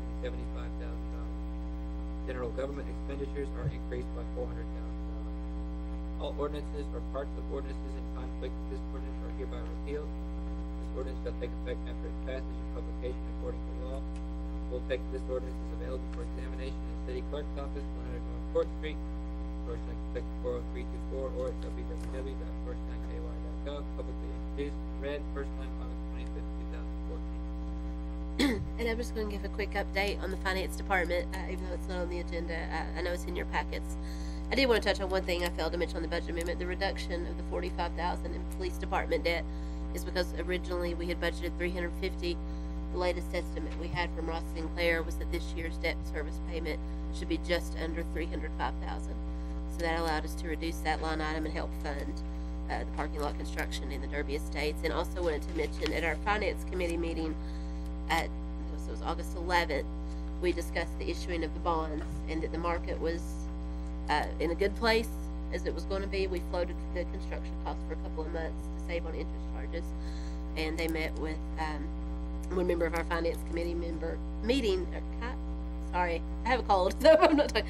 They met with one member of our finance committee last week that wasn't able to be at the meeting, so we did have all the required approvals we needed from council to go forth with the bond sale, so they should be in the process of advertising that bond sale right now.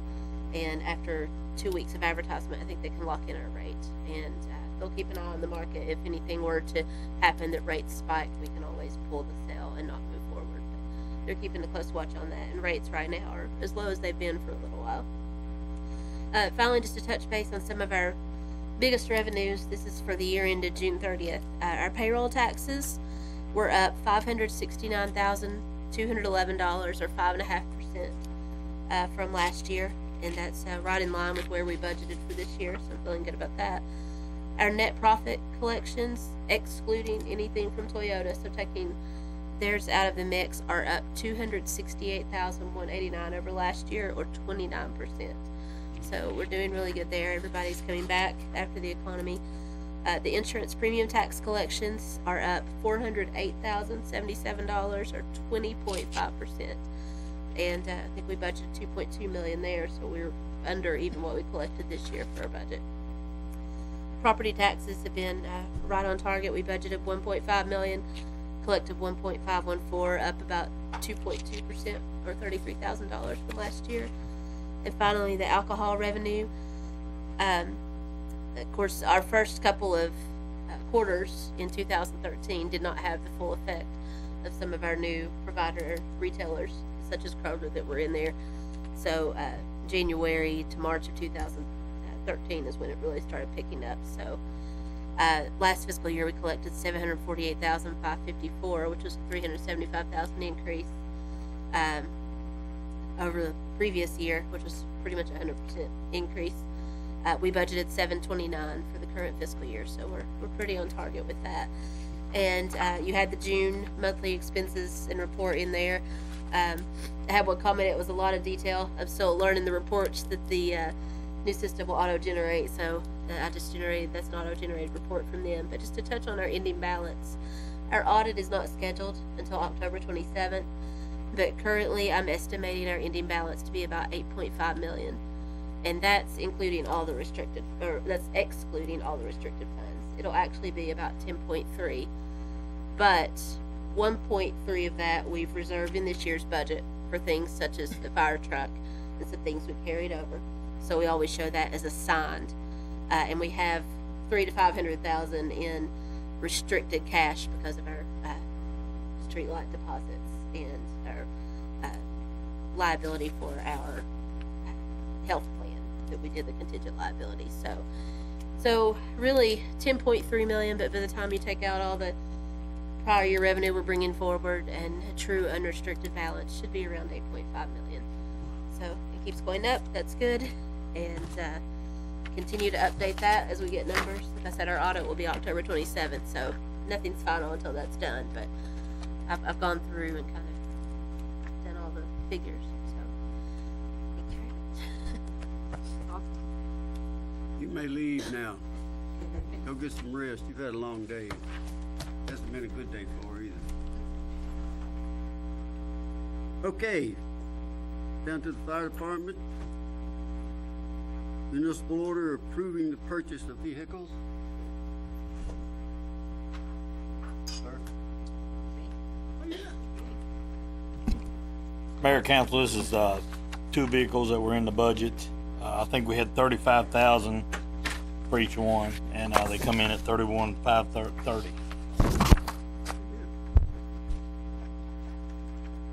Is there any questions on them? Do you need a motion? Yeah, I need a motion. We have an MO. Got it in second. Any further comments, discussion? All in favor, aye? Aye. Opposed? So, Chief, go on to your next one. Municipal order approving the bid for uniforms. We went to bid for our uniforms. We hadn't done that in a few years, and we thought we had a lot going on. Been trying to talk to Stacy and getting her in, and we needed to do that. So we did that. I have a copy of each individual uniform shirt, pants that we wear. If you want me to get you one, I didn't include it because we just opened the bid last week and we need to get this going so the guys can upgrade their uniforms. But we chose Kentucky uniforms out of Lexington. They were close, and we felt like that's what we wanted to do. Get a little bit closer. The other vendors was in Bowling Green and Indiana. Did Lexington have just as much or better to offer than Bowling Green and Indiana? Yes. Mm-hmm. Yeah. Are these the everyday uniforms? Yes. It's everything. Our Class A uniforms, our everyday uniforms. Need a motion? Motion, yes, ma'am. Motion. Got a motion, Ms. Deckard, second by Go on. Mr. McGill. Any further comments? All in favor, aye? Aye. Opposed? Thank you. Thank y'all. All right. Bob, we're finally down to you. Evening. Two items. The first is approval of purchase order to Spectra Tech in the amount of $14,968 to line 68 linear feet of sanitary sewer manholes. This is a collection system improvement line item in our fiscal year 2015 budget, and our board approved this item on August 19th. Vote for those. Any discussion? All in favor, aye? Aye. Opposed? Go on down to your next one. Next is approval of purchase order to Southern Sales in the amount of $62,500 for two Gorman-Rupp pumps per our standard specifications. This was a capital project line item in our fiscal year 2015 budget, and the board also approved this item on August 19th. Motion? Second. Discussion? All in favor, aye? Aye. Opposed? Thank you, Bob. Okay, thank you. Chief?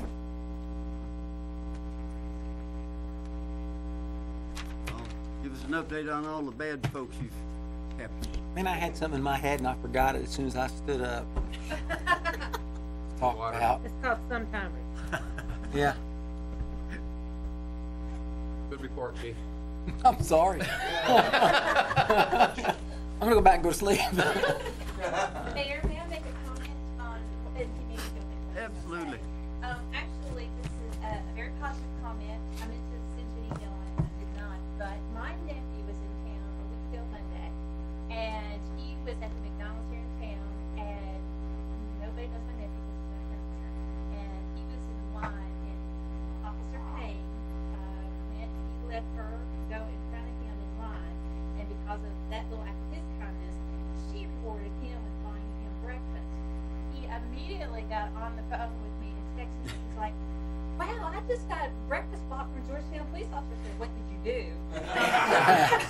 and he Free was breakfast like, "I down just the let her phone." go in front of me." So he was so impressed with what she did that he's from Nicholasville, and apparently no officer in Nicholasville would have done something like that. So he was so impressed with our force that she would have done something like that just because we allowed her to go in front of him. So One good kudos turn. to her for doing that. She made a lasting impression on him. One good turn deserves another. So that's right. That's right. The interlocal agreements, I was gonna give you an update on that. There See, got me going. We have 9 that have passed, and we expect 5 more to pass this week. So we'll probably have 20-something odd agencies working with us together. So we're really excited about that. I think it's going to be really good for Central Kentucky. I do too. Yeah. It's gonna be a great thing. I'm glad we're spearheading it. Ms. Linda? Public Works, municipal order to approve purchase of Herbie. We need 560 95-gallon Herbie carts. They're budgeted for this year. That's about what we order about every year and a half. We may be having to do more than that this year. Is it residential? A lot of new. We're sending out 4, 5, 6 cans a week for the new houses. How are they holding up as far as the cans themselves? Well, you know, we have a guarantee on them for so long, but it's like any other guarantee you get, I guess. Nowadays, it's like they'll come and take a picture of it and then they'll replace it. We have gotten this year parts and tools to where we can do some more of the repairs on them, because sometimes you get the wheels fall off or the lids fall off or whatever. So, we're doing some of that now, which makes us able to get them back out there quicker.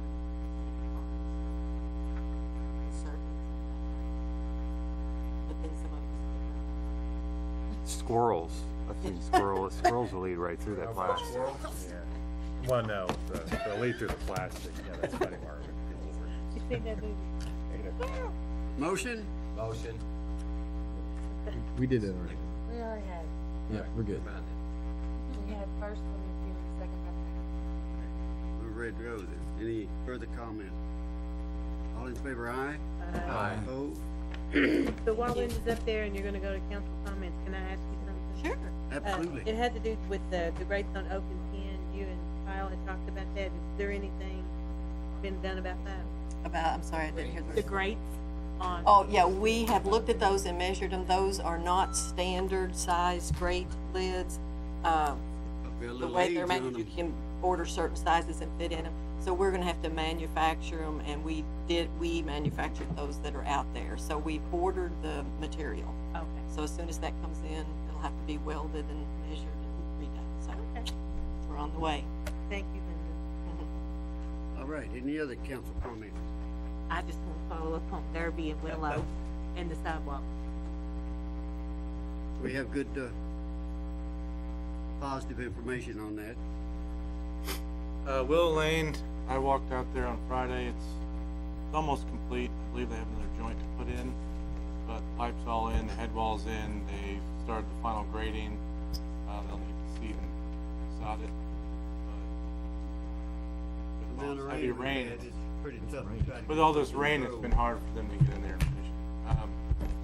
Kirby Estates, the engineer sent out questionnaires, surveys to all the residents, and they've started their survey. And the third question was the sidewalk. I had just sent out last week for quotes to repair the sidewalk, and I've got an email today from Dusty saying the business owner decided to go and contract on their own. Thank you. Appreciate it.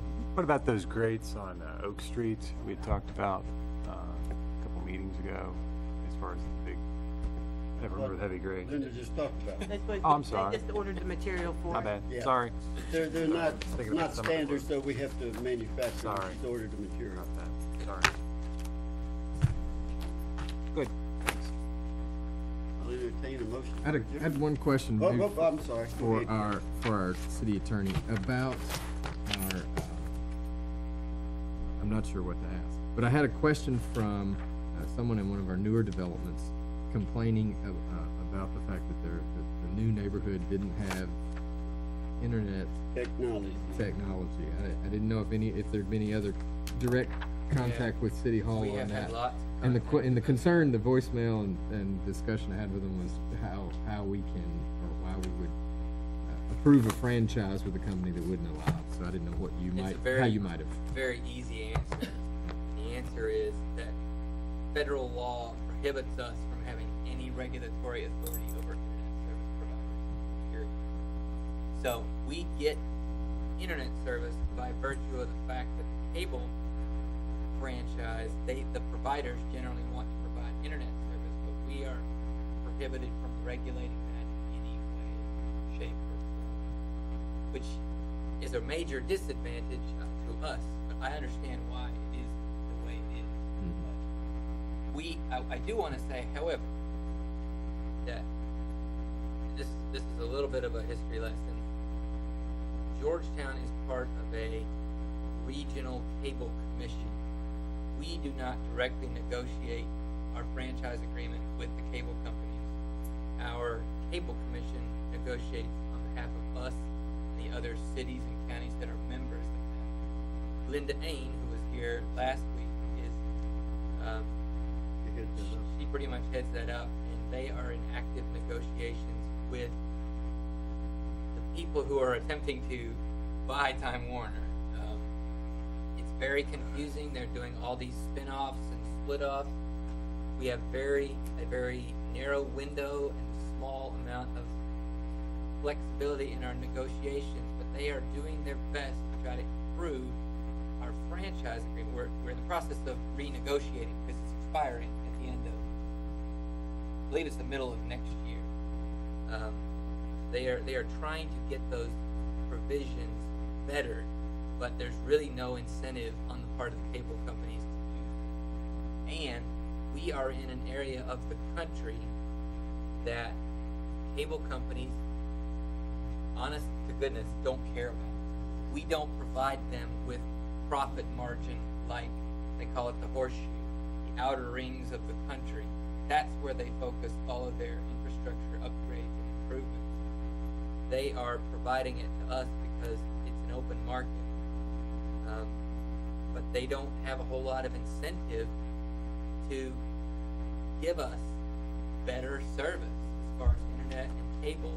So we have to start talking regionally, and by regionally I mean the state and the surrounding states, about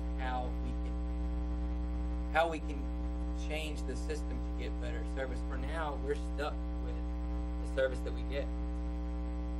I mean, I don't live that far out, and I have to get my internet service from satellite. I'm so sorry that we have areas in our county that does not receive service. And I think the reason is they're overloaded or they've reached their maximum. I don't understand that part of it. You would think Time Warner would want to have every house in this community. You would think that'd work out. But here's the thing: they will provide service to any house that requests it. If they're in that area already. No. They will provide service to any house that requests it. But they will only provide that service to that house for free if it falls within the terms of the franchise. Otherwise, the customer has to pay for it, and it is a very large amount of money.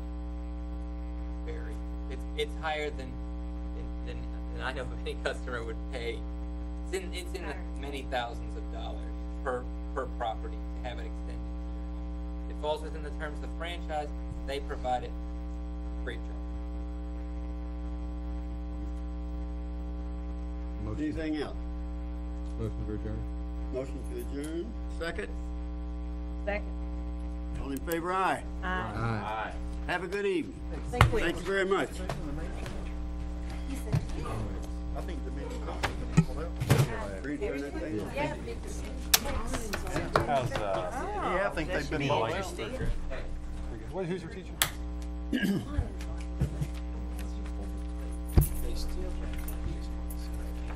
actually wanted to be second grade. She moved up to third last year, so